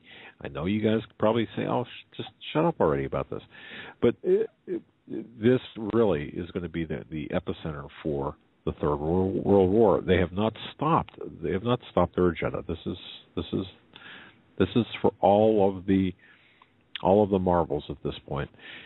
And it's going to be a proxy war. And it is a proxy war right now. Russia and China, Iran and Syria against the West, or the West versus them, however you want to put it. We have the Winter Olympics coming up. Yep. In Russia. Russia, yes. Sochi, I think it is. And right. I don't know about you guys, and I don't know if we talked about this on air, but this is the least. You know how every event, no matter if it's a World Cup to a Super Bowl to Olympics, recently has been hyped up with mass false flag internet rumors and theories, which some are based on interesting finds and symbolisms put out there by the people in charge. This Winter Olympics I've heard nothing, which led me to ask the question, are the other sporting event-related false flag theories started by paid disinformation people to the point where now with this Olympics, you just see nothing? I mean, how does it consistently, every sporting event or big event gathering always has a false flag theory? 20 of them, 30 of them you can find any given day on forums and different user-based internet posts, to nothing. This one, I haven't seen any. The only thing I saw was the report that we covered about the Russian men who were all shot in 4 different cars. 6 people were shot, which had bombs in them that they found. And that was an actual report of something that had happened. Something to keep your eye on and your mind open about. And this Iranian deal. World powers, Iran and I, February start to nuclear settlement talks. Big powers and Iran are likely to start talks on a final settlement to the long dispute over its nuclear ambitions in February, shortly after a 6-month deal curbing its atomic activity takes effect, a diplomatic source said on Monday. And it goes into talking about how, if this is successful, the next round of negotiations will head off the risk of lingering mistrust from the wider Middle East war over the Islamic Republic's nuclear programs. Now, the timing of this deal with Iran, the timing of this 2-state solution being drawn up by Kerry, as he's right in the middle of both of these, is not coincidence. And it's something we need to keep our eye on, as Iran is the main objective for what I believe, it's the final objective for the civil wars that are breaking out, the proxy wars that we talk about in the Middle East, the regime changes. Well, remember, everyone had been focusing on Iran as the catalyst for confrontation with their nuclear program. But I go back to Syria as being the catalyst because you've got to take out Assad. To attack Iran, you've got to have a kind of a back door. And I think taking on Iran frontways, let's just say frontways, by going at them directly, would be less effective than going through the back door, which would be Syria. But nonetheless, when you strike Syria in this fashion, because of the events that are taking place and how this is being done, Iran is going to be drawn into the mix. We're already fighting a war with the Iranians by proxy. You don't think that the Ansar al-Sharia crowd has any Iranian ties, directly or indirectly? Of course they do. And Ansar al-Sharia, along with ISIS, that's going right into Syria from Iraq, of course. It's convoluted, strange bedfellows, but we have to think outside the box. I mean, how else can we look at this? Don't forget, folks. I mean, China has its own economic problems. Well, what would cure the economic problems of the Chinese? What are they looking for? They're looking for and accepting gladly, with open arms, exactly what we're doing. And you know what we're doing? We're pushing Saudi Arabia into the arms of China. So where is Saudi going to, the Saudis, where are they going to dump their cheap oil if not for the U.S.? You know where they're going to dump their cheap oil? They're going to dump their cheap oil into China. And what's the best way to cure economic problems than cheap oil, cheap energy? There you go. The real danger is the attack on the petrodollar. And we can project power militarily because we are the U.S. world reserve currency, because we back the free flow of oil. If you get nothing, folks, if you get nothing else from my contacts, and I'm just spouting off what my contacts say, just please try to understand that one issue. Our power is the reason we can project our power is because we can and do guarantee militarily the flow of oil throughout the Western world, not just to the United States, but the Western world. Once that is taken away, we're done. And that's what's about to happen. So, yeah, and it's not looking good for the future. I mean, we're on a decline, and if you go back in history and you look at empires and their fall, their rise and their collapse, and we already know this from what we've covered, some of the guests we've had on, and we've talked about this at length. It's not if, but when our country collapses economically. And you know, I was getting a couple of questions about the Iranian deal. How does that fit in to things? Well, the Iranian deal is really by us, or by the Iranian deal being made, it was a kick in the butt to the Saudis for the same reasons. What we're seeing lining up here is, on one side is China, Saudi Arabia, Egypt, and Israel. Can you imagine that? Okay, China, Saudi Arabia, Egypt, and Israel versus the contingent of Syria, Turkey, Iran, and Russia. Now, with some might say, well, Russia and China have equal interests. For example, in Syria, why would they be on different sides of the fence? Well, they're only on different sides of the fence in this case. But much like, and I've used this example before, much like a marital dispute when you go in, or a domestic dispute when a cop goes into a house and there's a domestic dispute, what happens? Well, the husband and wife usually, what do? They all of a sudden they make up and they go against the police, the third party. This is exactly what's taking place overseas. So and by the way, my reference to cheap oil is a reference to the Saudi lift costs, meaning getting it out of the ground. You just imagine, and I've mentioned this before, just think of it this way. We'll say it costs the Saudis $1 a barrel to get it out of the ground. I'm not sure what the figure is, but it costs us 80 times that. So ours would be $80 in America here. So keep that in mind. And it's a different type of oil. The refining process is different. But also don't forget that many of the Saudi wells were damaged, have been damaged. We're talking going back even to the first Gulf War that they were damaged. The Kuwaiti oil wells.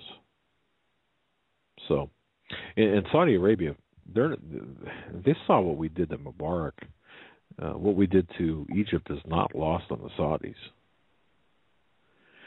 We're as much of a threat now to the Saudis as we are, as Iran is, and that's saying something here. So, yeah. Yes, it is. Closing out this hour, we have two pieces here on Obamacare, and this one is quite interesting. Bailing out health insurers and helping Obamacare. A prominent Robert Lazowski, a prominent consultant to the health insurance companies, wrote in a remarkably candid blog that while Obamacare is most certain to cause insurance costs to skyrocket even higher than it already is, insurers will not be losing a lot of sleep over it. It goes on to ask, how can this be? And it says, because insurance companies will not bear the cost of their own losses, at least not more than a quarter of them. The other 3/4 will be borne by American taxpayers. For some reason, President has not talked about this particular feature of the signature legislation. It's bad enough that Obamacare is projected by the Congressional Budget Office to funnel $1 trillion, over $1 trillion, throughout the next decade from American taxpayers to the health insurance companies. It's even worse that Obamacare is trying to coerce Americans into buying these same insurers' products. It's almost unbelievable that it will also subsidize the losses that these insurers get. And that's exactly what they're going to do, he says, unless there is action taken. Obamacare contains a reinsurance program that caps big claim cost for insurers. He writes in a 2014, 80% of individual costs between $45,000 and $250,000 are paid by the government.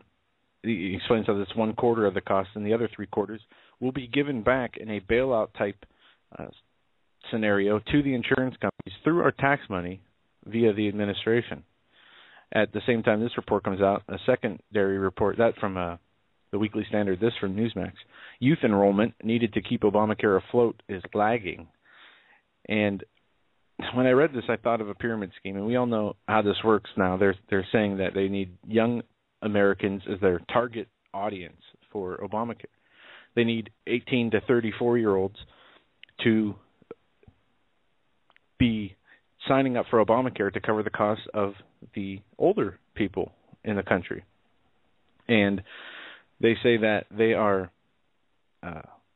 lagging significantly in this demographic of 18 to 34-year-olds who have signed up in the first period in the enrollment for the Affordable Health Care Act.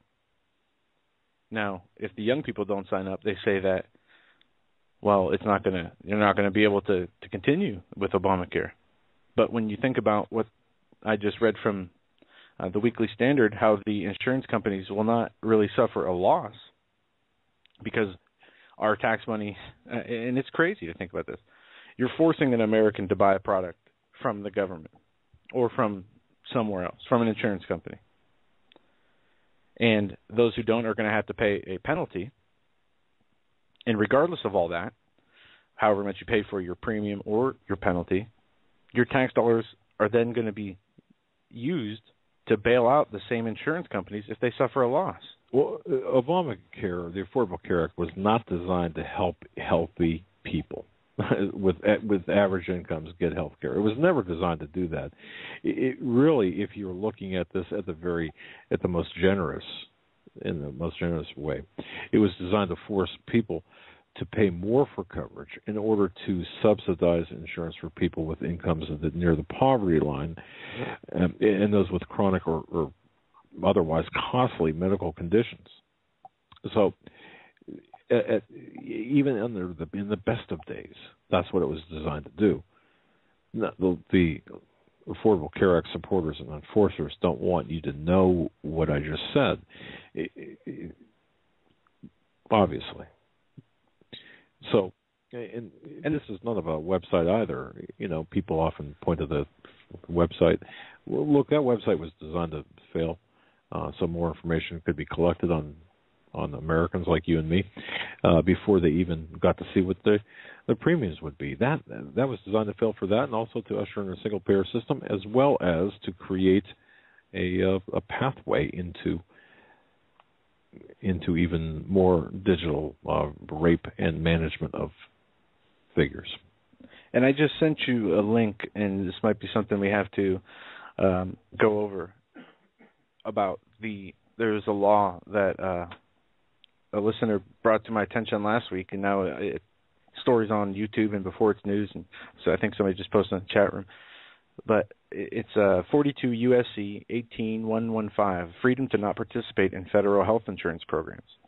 They say this law is current, and it says no individual, company, business, nor nonprofit entity or health insurance issuer offering group or individual health insurance coverage shall be required to participate in any federal health insurance program under this act or in any federal health insurance program extended by this act, and there shall be no penalty or fine imposed upon such issuer for choosing not to participate in such program. There are interpretations of this that vary, but it's something we need to get to the bottom of, because some people are saying this applies only to issuers of insurance, and some people are saying this applies to anybody. And I see there are reports on both sides of this, and this is something that I passed to you last week, at the end of last week, that we didn't get a chance to go over, but something we're going to have to go over so we can get this straight, as most things coming from the law are through language are being changed, and our vocabulary it reads like something, yet it can imply something completely different from the people who are making the law. So this is something we're going to have to continue to stay on top of. But from what this, and some people say, stem into this law, what this will do is not compel you to be a part of any national or federal program, meaning you would not have to pay a fine if you did not participate in such insurance programs. But we know the Supreme Court ruled that you're mandated to, or you're going to pay a tax, which is the penalty of not being enrolled in Obamacare. That will not be enforced this year, from what I understand, or until next year, as the individual mandate was extended. But people are still losing their insurance by the millions. We're still getting headlines that this is affecting millions of people. It's amazing. The people that I've talked to here in our town who work in different fields, who own their own businesses, to working for the state or working for themselves, have had their health canceled, or their health care canceled or transitioned, as the administration says.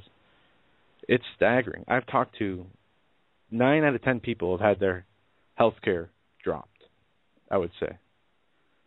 And that's significant. And maybe I only talked to 10 people about it. But regardless, it's happening to people all over the country. And Sibilia says it's not transitioning, it's giving you more options. Yet all options, as we are seeing, is terrific. I find it interesting, too, that H.R. 3812, the No Bailouts for the Insurance Industry Act of 2014, it's going to amend the Affordable Care Act, better known as Obamacare, to prohibit a potential bailout for the insurance industry. That's currently authorized under Section 1341 and 42 of the Affordable Care Act. See, just think about this, folks. You're not hearing about any of this at all right? Mike Kaufman, I don't know whether he's a Republican or Democrat. He's a U.S. representative. He introduced this week No Bailouts for the Insurance Industry. It's introduced as H.R. 3812. Simply put, No Bailouts for the Insurance Industry Act of 2014. It's going to amend the Affordable Care Act to prohibit a potential bailout for the insurance industry. Now, the Affordable Care Act allows that under Sections 1341 and 1342 of the Affordable Care Act. And, of course, this Mike Hoffer says, look, the American people have had enough big bailouts for big business. It's time for the culture of corporate cronyism to stop, and his legislation would amend the ACA to repeal those 2 sections. What do you make of that? What do you make of that? He also writes, I'm concerned that Obamacare is based on signing up a sufficient number of younger, healthier people for insurance through exchanges at a much higher premium cost in order to shift the cost away from older population. Exactly right. Exactly correct. And he writes that the The taxpayers should not be on the hook for the failures of Obamacare. But why are we just dancing around the entire subject here? Why aren't we hitting this mess head on instead of trying to tickle the law and to change the law? No, it's not. It's unconstitutional, for crying out loud. And those who continue to say, well, what a brilliant stroke of genius, this being a tax. Well, what about revenue-producing bills? Aren't they supposed to start in the House, not the Senate? I don't know. It depends on which Constitution you're following. Oh, okay. All right. So this whole thing is just a mess. Yes, it is, folks. And welcome back, ladies and gentlemen, to our third and final hour of the Hagmann and Hagmann Report on this Monday, January 13th, 2014. We're going to open the phones with a call from an intelligence insider. We're going to go to him now. W, it's good to have you back on the Hagmann and Hagmann Report. Hey, I had one quick thing I wanted to mention. With this character with all the explosives in his car, some of your listeners will remember, but there's probably a lot of them that just never heard this, that during those missing years for McVeigh, when he was supposedly out just hanging out with the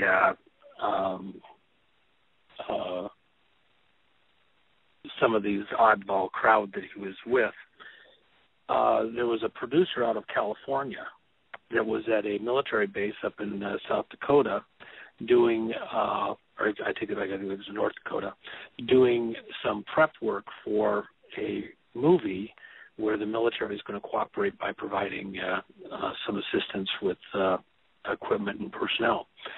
And so he took a bunch of pictures looking at equipment and personnel, and one of the people that just so happened to be there training with this explosives group was McVeigh. Now, the military has never acknowledged that. However, there have been experts looked at the photographs. They were very close. I mean, he was right there nose to nose with them. And so there was no question, I don't think, in any reasonable person's mind that was McVeigh training on a military base when he supposedly was no longer in the military. And they've never accounted for that time correctly. And yet here he is on a base training with explosives with an explosives group. And we have a guy here who allegedly all he is a groundskeeper. Gives him an excuse to be there. Well, Oswald was on a U-2 base, allegedly doing nothing.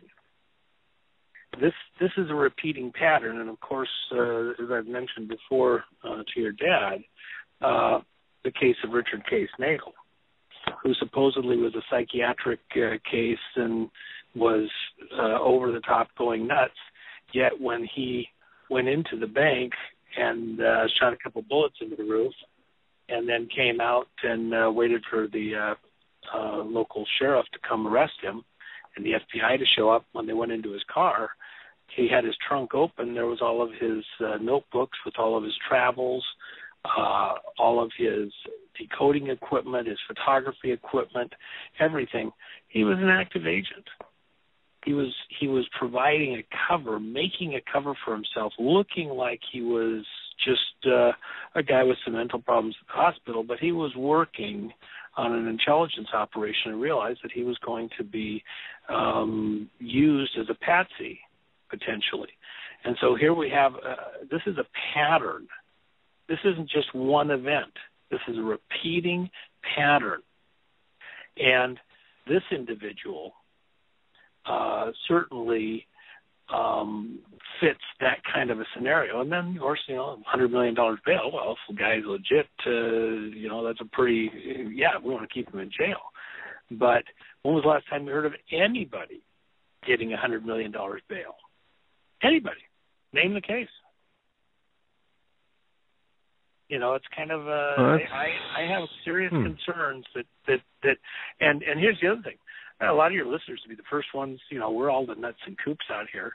So a lot of your listeners would be the very first ones that somebody throw a stone at and say, because they're off their rocker, when they say something like, well, you know, it seems like we're overdue for the next big one. Something's due any minute. What do you suppose it was going to happen this last week?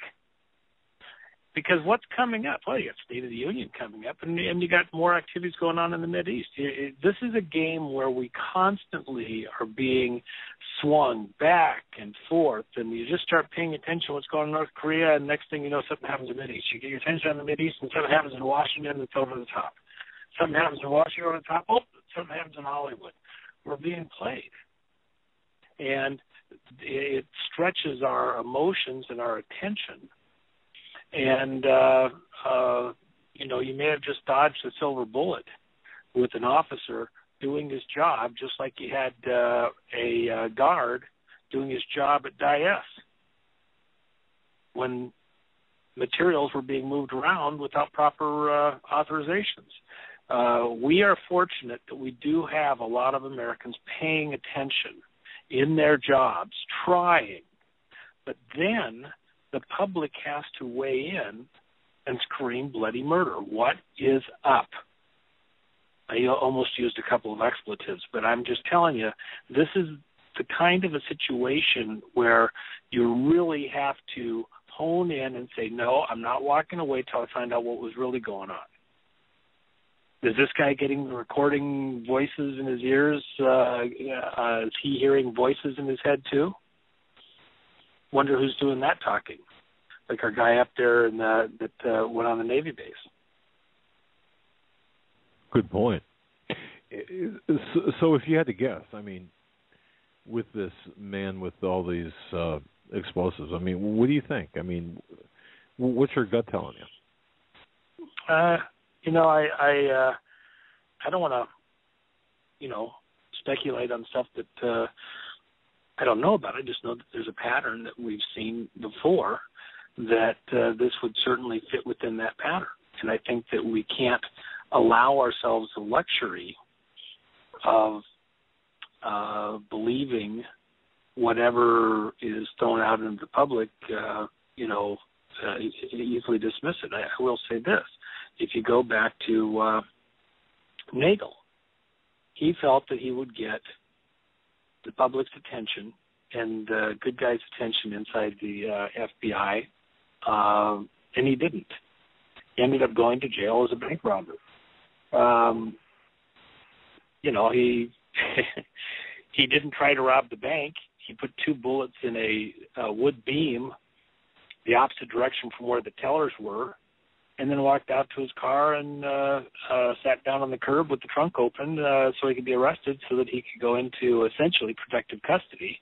It was his Nagelian solution to not being put in a position where he could end up having to be a traitor. But he never really, the media never came to his rescue, even though he made sure that the gal at the paper had her camera on the desk so she could take photographs before he went and robbed the bank. He was pretty thorough. And, you know, McVeigh, you know, there's a lot there. I mean, oh, my gosh, you could start just going down the list. But if he's on a military base training, if he's on a base for any reason at all, during the time that they claim that he's out just living in the wild and going nuts, and this is after Waco, which supposedly was the reason he did everything. So what's he doing on the military base training when even at the time of Waco, supposedly he was out and he had mental problems and he was, you know, problem child and everything else? Who's running these guys and for what purposes? You know, he didn't have all those explosives and he wasn't on the border of North Korea. So what's the point here on U.S. soil with that kind of stuff? You know, who's being worked here? I don't want to drag the conversation too far off, but I just and a lot of your other points related to Syria and other things were really important points. I think there needs to be some real attention paid here. You could very easily have avoided Boston bombing on steroids. Wow. And we do have we have the State of the Union coming up. We have all sorts of things.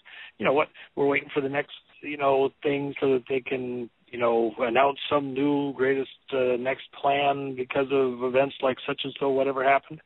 These guys have a lot of angles going. The biggest problem we have is some level of fatigue with being played at so many levels, so many different ways, whether it's Agenda 21 or, this water thing out in Virginia. It's a convenient testing program, if you want to put it that way, for how to deal with the public and work through those kind of operations for other stuff. There's so many different angles here, but this particular one, we have a guy that's alive. He isn't gone. There may be a lot more to this story. We don't have, he isn't gone, and he's not talking at all. So probably because he's waiting for somebody to think that somebody's coming over the hill to provide whatever cover, rescue, whatever. So it's got my attention. I don't know that we have some of your listeners that may know things from their area or be aware of it, but this is one of those things where you kind of have to collect all the data points and you don't blow off key information quite so readily because,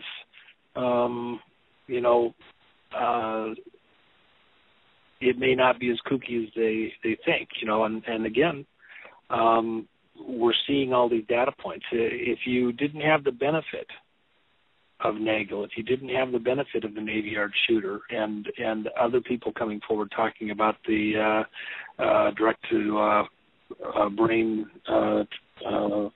information transfer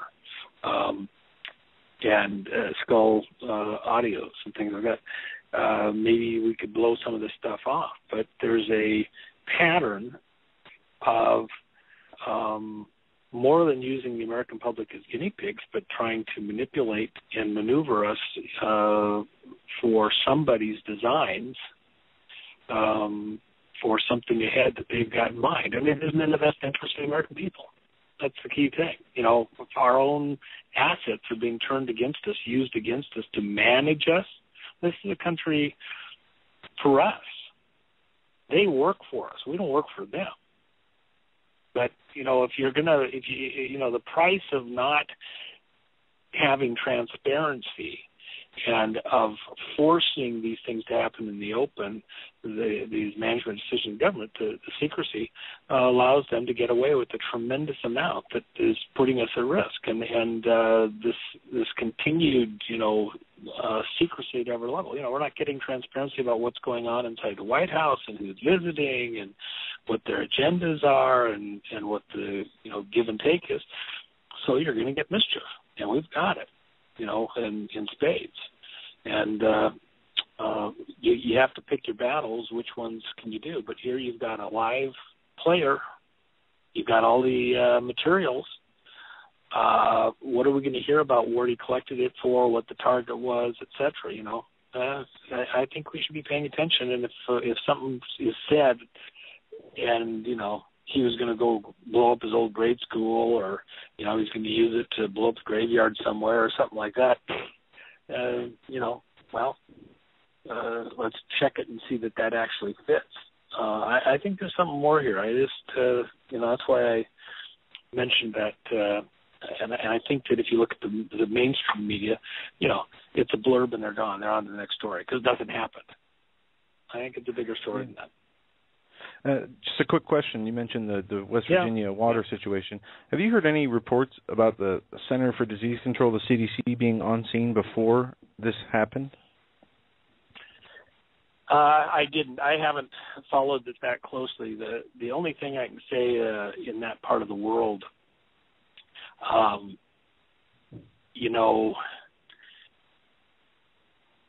Washington, D.C.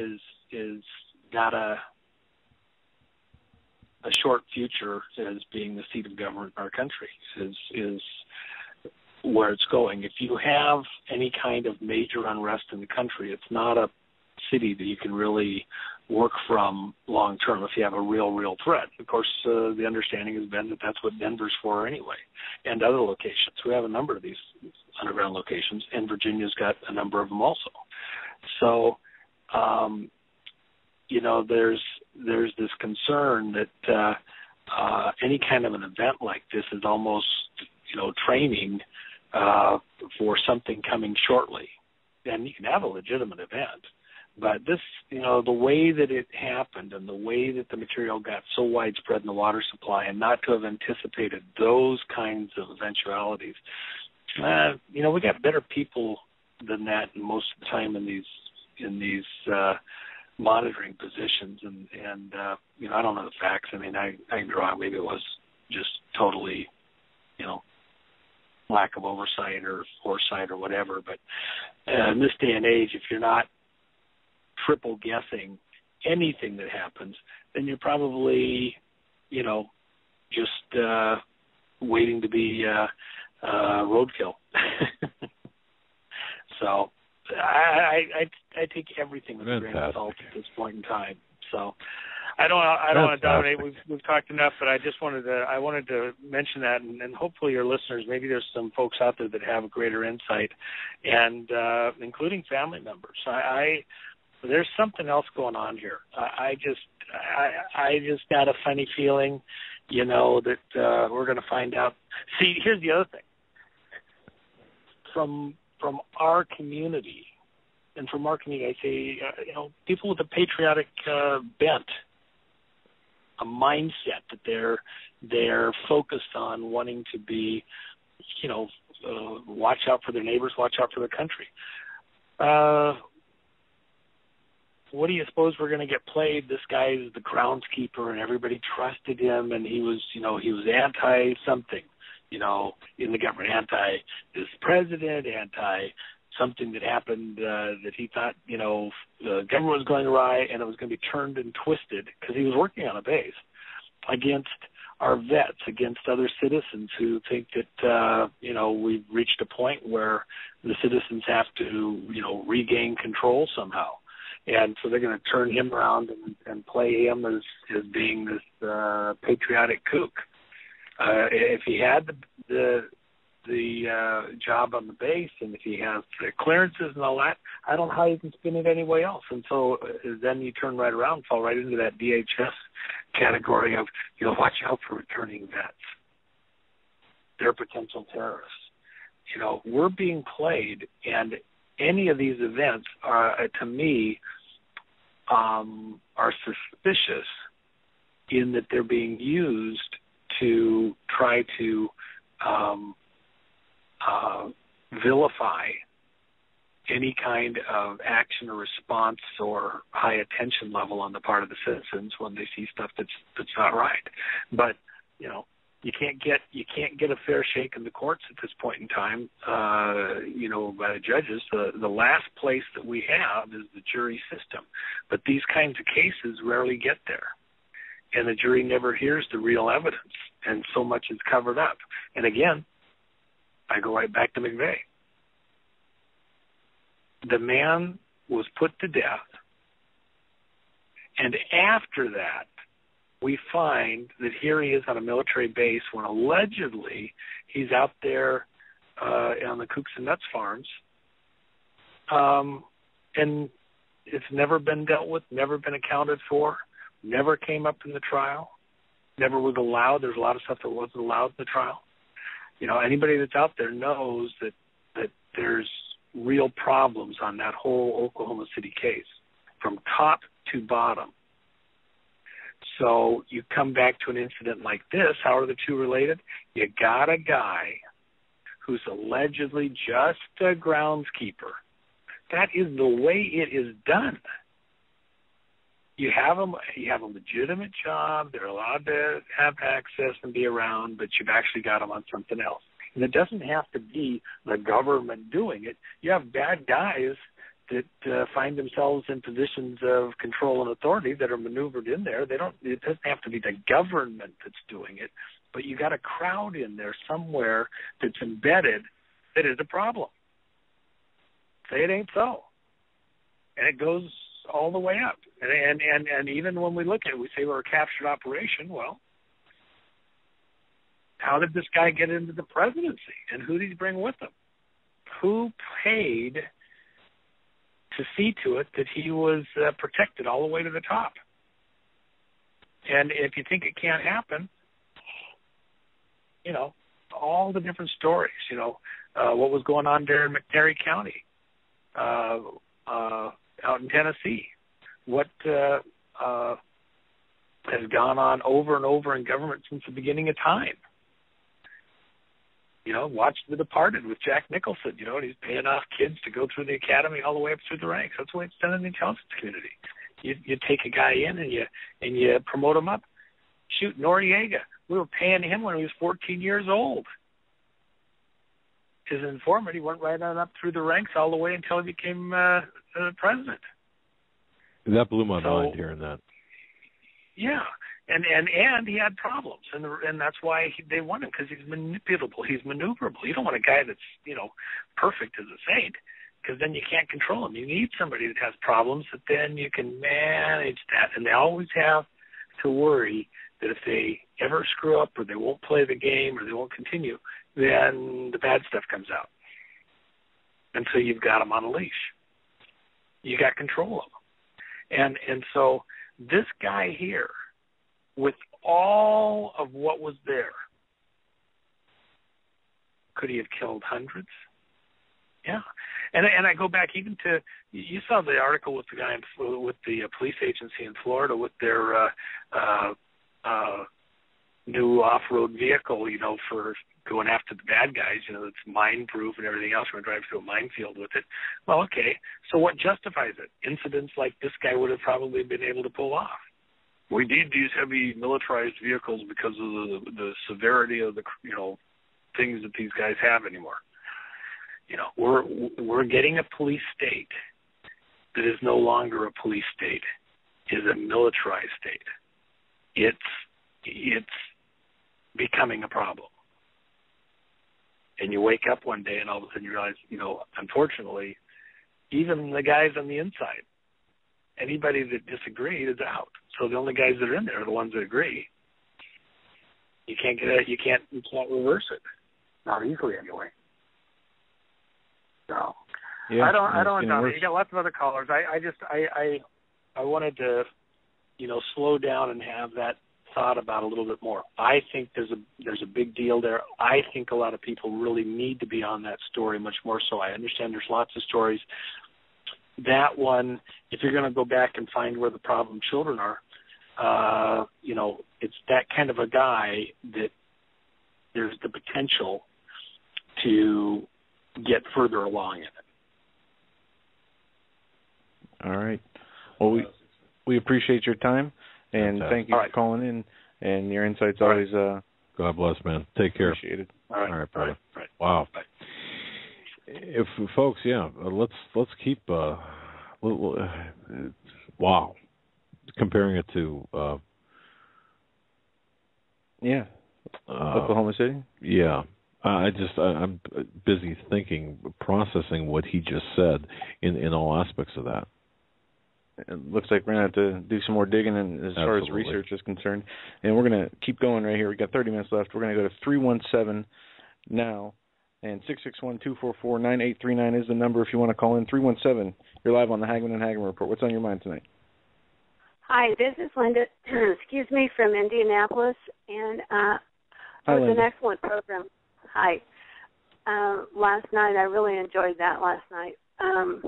And I got up early in the morning, and I was praying for so many things, especially West Virginia and the radiation that's coming in over the West Coast, and also the flu going around in many places. And I got to thinking that even the mayor said we feel like we're in a prison in Charleston. And he said, when is somebody going to let us out of here, I think is how he put it.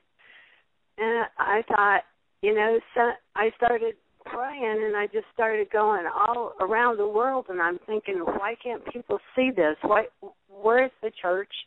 Where's our family? Why can't people understand what is going on here? And they just keep going on in their daily life like, I'm okay, so it's not bothering me. But I want to tell you, here in Indianapolis, when the snow came last week, and then we were locked in with the cold, it was reported, nobody was on the streets for 2 days, almost 3. And it was reported that the police were getting more calls for domestic fights between husbands and wives because they were locked in together. And I just can't imagine what's going on in the homes over there in West Virginia. In 9 counties, 300,000 people, my Lord. One day, it's going to come to us in 1 hour. And we all your information tonight is almost overwhelming. It's awesome what you guys bring to the public, the listeners around the world.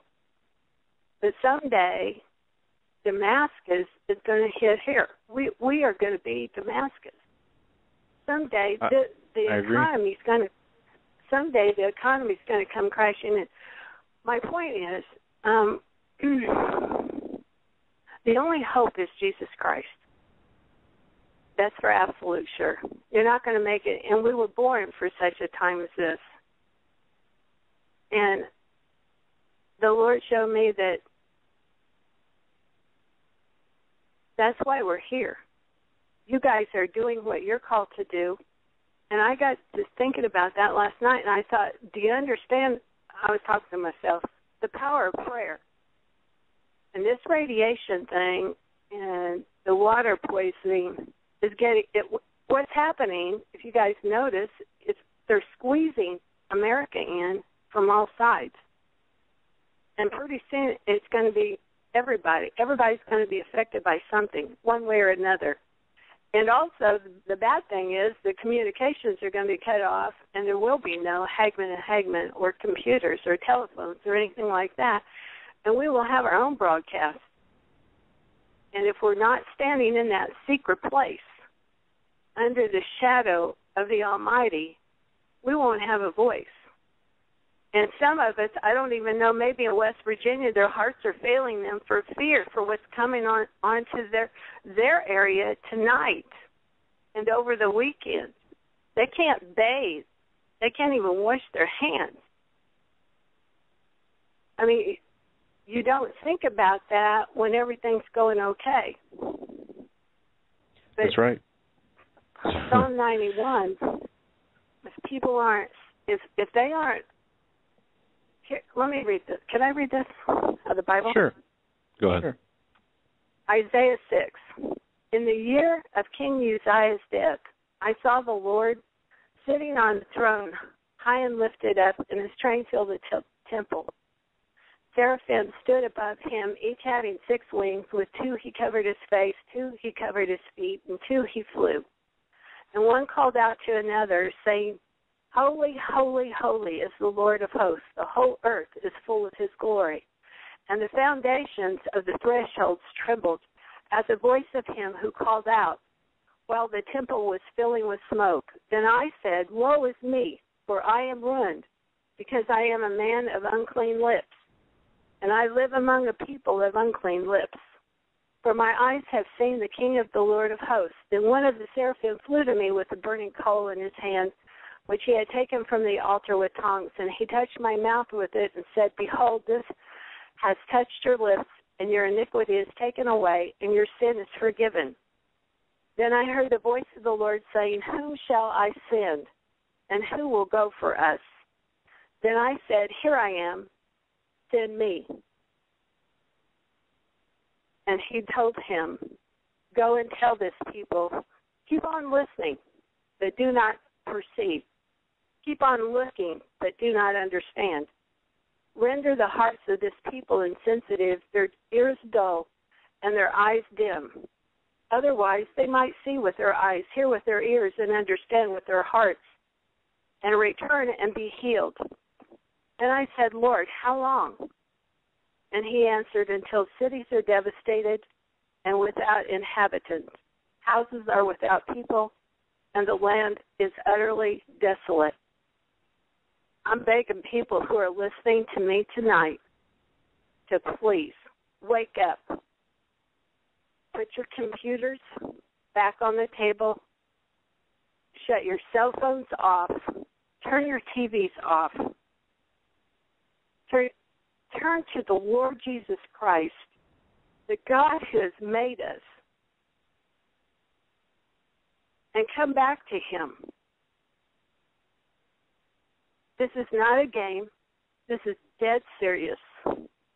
Millions and billions of people are how close are we to seeing this whole world being devastated in different areas, not just our country.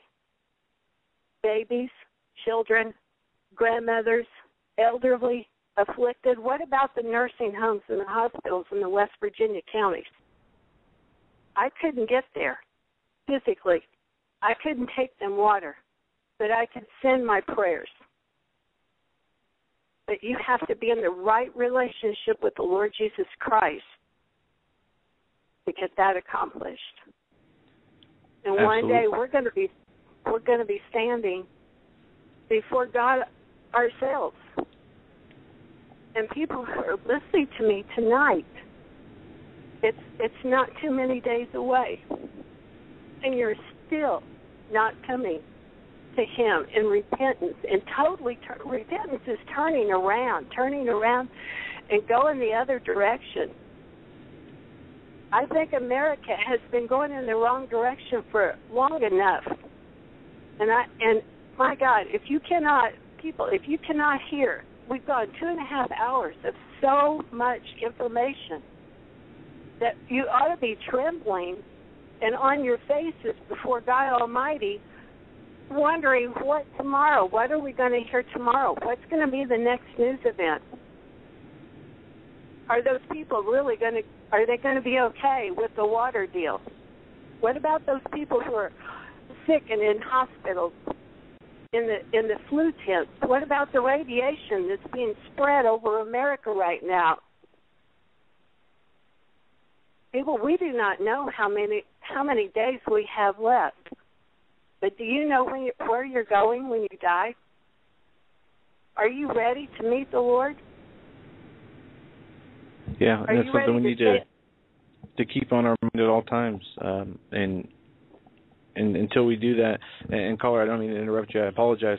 I just want to get this point in. I was talking with somebody before the show, and they talked about how, the prayer warriors are needing prayers from people. Yeah, I mean, are needing prayers as this intensity of the attacks are increased, and as things continue to get worse. As you said, people need to understand that things are not going to be the same. They're not going to get better, at least not here, at least not for a while, if ever. And we need to have these things on the forefront of our thoughts, and especially, are we sitting under the protection of the Lord in what we're doing today? Yes, that's exactly right. That's exactly right. Well, I appreciate your call. And we're going to have to move on, but please stay in touch and call back again. We really appreciate Thank you very much. your insight. Thank you. All right. Bye-bye. Bye. Fantastic call. And if we get time, we'd let her keep going. She was definitely on a roll. But we got to get to some other callers here. 770, we're going to come to you next. Thanks for calling in and waiting on hold. You're live on the Hagmann and Hagmann Report. Hi, Doug and Joe. God bless your show. The Lord is really using you both mightily for his glory. But I want to tell you something real quick, because I know you have other callers. One is I have known for, I guess it's a year and a half now, at least a year and a half, that signs have been printed for martial law. I know that you have gotten a report that prisoners are printing signs for martial law. Well, they have already been printed. And I cannot tell you how I know. I know for a fact. And it's just by chance, I think the Lord just wanted me to know so I could announce it. And the person who told me. Okay, so you were told. I could tell you confidentially off the air how I know, Doug. Okay? But the person that told me, he has a family. He has a family, and believe me, because I already told Steve Quayle a year and a half ago, and Steve wanted his name to contact him, and I asked him, no way. No way. But I will tell you this. When he found out about the contract, about the government contract, he went out and bought an arsenal of guns. So that'll tell you. But they have been printed a year and a half. I think it was a year this past spring, so it's a year and a half. But the other thing I want to tell you, so it's coming, and that's all that's to it. It's the plan. I mean, but this is what I really want to tell you. Have you and Joe heard of Ken Peters? I don't think I have. No, I don't believe so. Okay. Real quick, could you please go on YouTube and listen to Ken Peters' testimony? I have heard that. The Prophecy Club. I don't go for these people. Yeah, sorry. Right, Joe. Thank you. I don't go for these people's dreams and all this other business, but this here, Ken Peters, is extremely unique, and there's no doubt it's from the Lord God Almighty. And I'll tell you why, real quick. He saw in his dream, and he was not saved at the time, in 1980, this happened in 1980, he saw U.S. currency that just came out in 2013 with the large figure moved to the left, no longer centered, and the large blue stripe down the center. He saw that in 1980.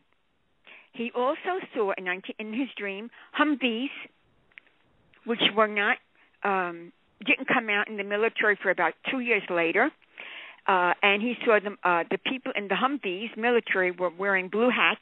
He said blue hats and blue helmets, which were UN troops. America was under martial law. He also saw, this is in 1980, everybody's house had he said they were little boxes. They looked like little televisions, but people were reading from them, and he didn't know what they were. Of course, later on, he realized when they came out, they were computers. But anyway, he said there was a worldwide earthquake. He saw the earth from space, and the earth shook like a drunk, and he knew it was worldwide earthquake, and so many people were killed, and many needed to be rescued, but they could not be rescued. They were not rescued. They were just left. And anyway, right after that, he said there was no communication for 2 weeks, martial law, and then Christians were systematically beheaded. They were taken to a facility and beheaded. I think you really should listen to his testimony, because I believe that this is what we are approaching, and it could happen any time. But the best part is his dream ends with hallelujah, because Jesus is with him the entire time, in the end, and he was fearful to go ahead to be beheaded, and he was so scared that he couldn't speak, and he just said in his insights, "Help me, Jesus, help me, I can't do it, I'm too scared." And he heard a word from Jesus, and he felt no pain. That gave him strength, and he went forward, and he looked down. He saw his body with no head, and he felt a hand on his shoulder, and looked up, and it was the Lord Jesus. So it's a hallelujah ending, because we're going home to glory, and we need that kind of testimony. So yeah, it's a very powerful testimony. And in case God you missed, bless you, Joe. God bless you both. All right, I'm not going to take any more time. God bless you. Bye. God bless you too. Thanks for the call. And Ken Peters, it's an Old Prophecy Club video on his vision of the tribulation. And on Thursday, we'll be joined with Michael Arevna and Josephine, a lady by the name of Josephine, for those of you who might have joined us late.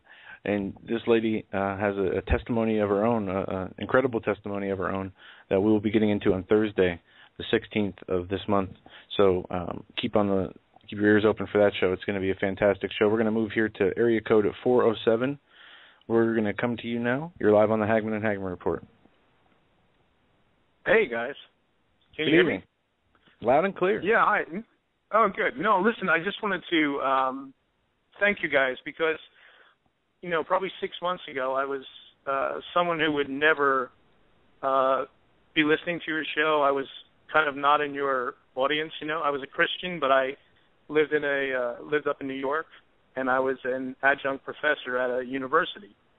And the amazing thing was my course load dried up, so I kind of gave myself over to a kind of a time of prayer, and God started to reveal all this stuff to me. And I'm not a very super spiritual. I try to keep myself as grounded as I can, And it was amazing. One thing after another, he just started really just showing me things. I was actually physically ill for a period of time, like the magnitude of these things that he started to, one after another, show me.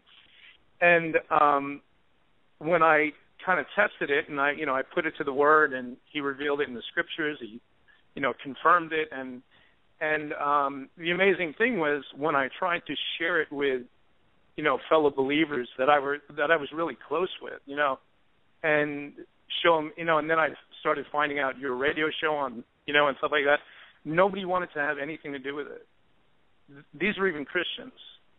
And the amazing thing to me was, and the reason I'm calling is, I really wanted to thank you guys, from the bottom of my heart for what you're doing, because it was something where when I woke up, I needed someplace to get fed, and I needed to know that the things that God had showed me, were that other people were experiencing the same things.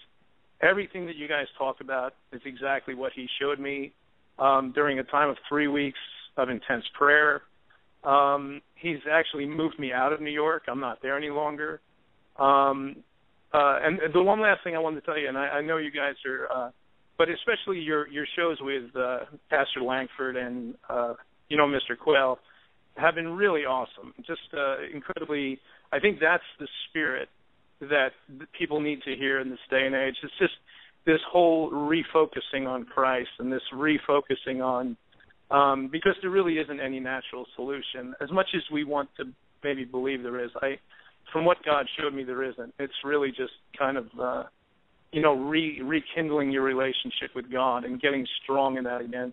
But the reason I had to call in tonight was because Steve Quayle was talking last night about these things that children had been having, like dreams and this and that. And I have a 10-year-old son who's incredibly spiritual little kid. He's awesome. But I didn't have the heart to share with him the magnitude of, the things that God had shared with me.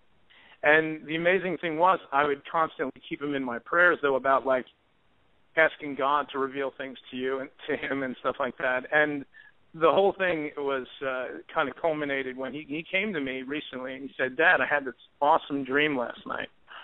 And I said, "Really?" And he never ever tells me about any dreams or anything he has. And he told me how he was in this dream and he was playing in the field with these adults and these kids, and this big black truck pulled up, and these guys got out with guns, and they took them, put bags on their heads, loaded them into the trucks, and took them to this other field, and then they got them out of the trucks. Now, my mouth is like hanging open. I'm thinking, well, why is this a good dream? Why did he tell me this was a good dream? And he said they lined them up, and they actually said, who is going to come with us? Who is going to if you come with us, you have to be different. You have to give up your faith and this and that. And he said, no, I didn't want to, give up my faith. And he said he actually, they shot the people. He was one of the people. He kept his faith, and they shot him. And he said, Dad, the most amazing thing was, as soon as I felt being shot, he said the next moment, in a split second, he said, I opened my eyes, and there was Jesus reaching down to me and pulling me up. And this is what he said to me. He said, Dad, whatever is coming, I don't know. He said, but I'm not afraid.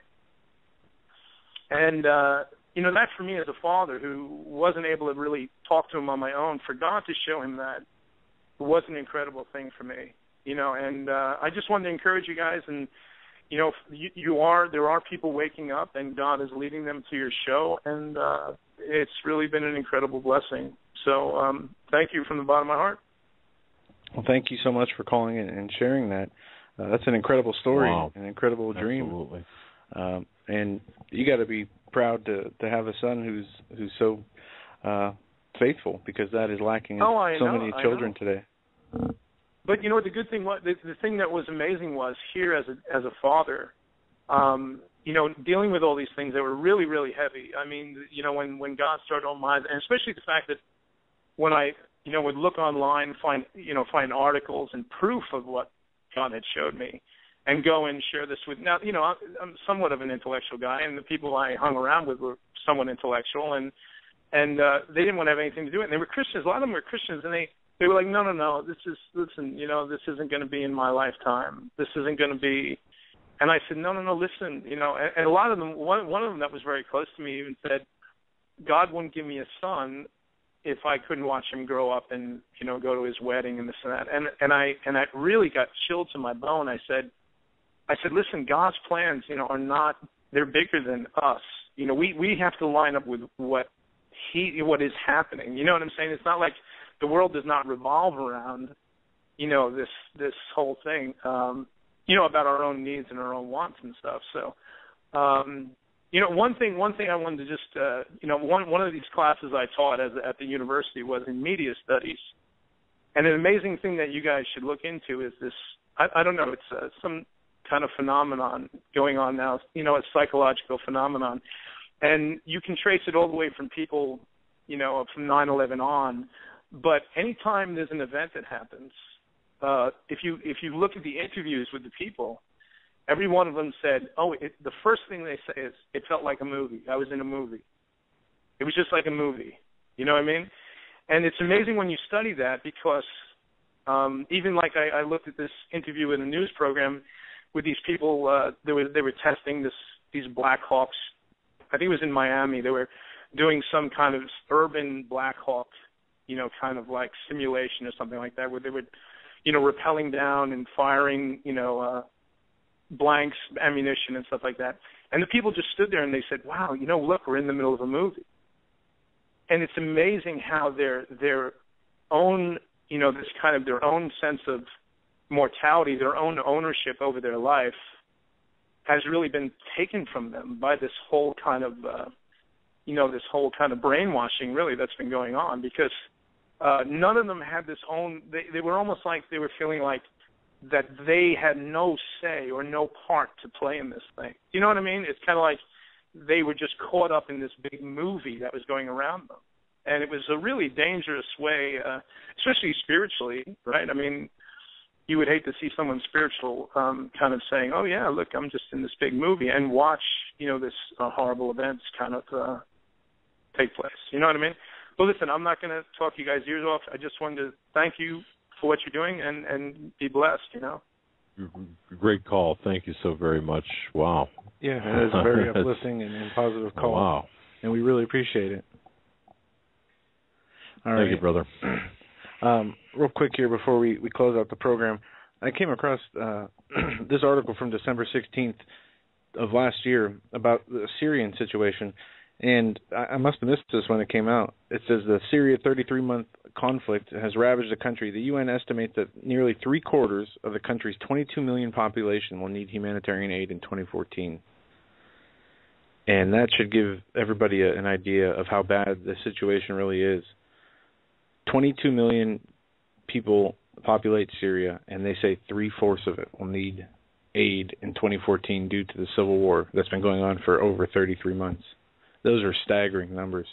And it just goes to show you that if they can do that to Syria, if they can do that to all these other countries, whether they were had an internal divide or not, what country doesn't have an internal divide anymore? I mean, look at us.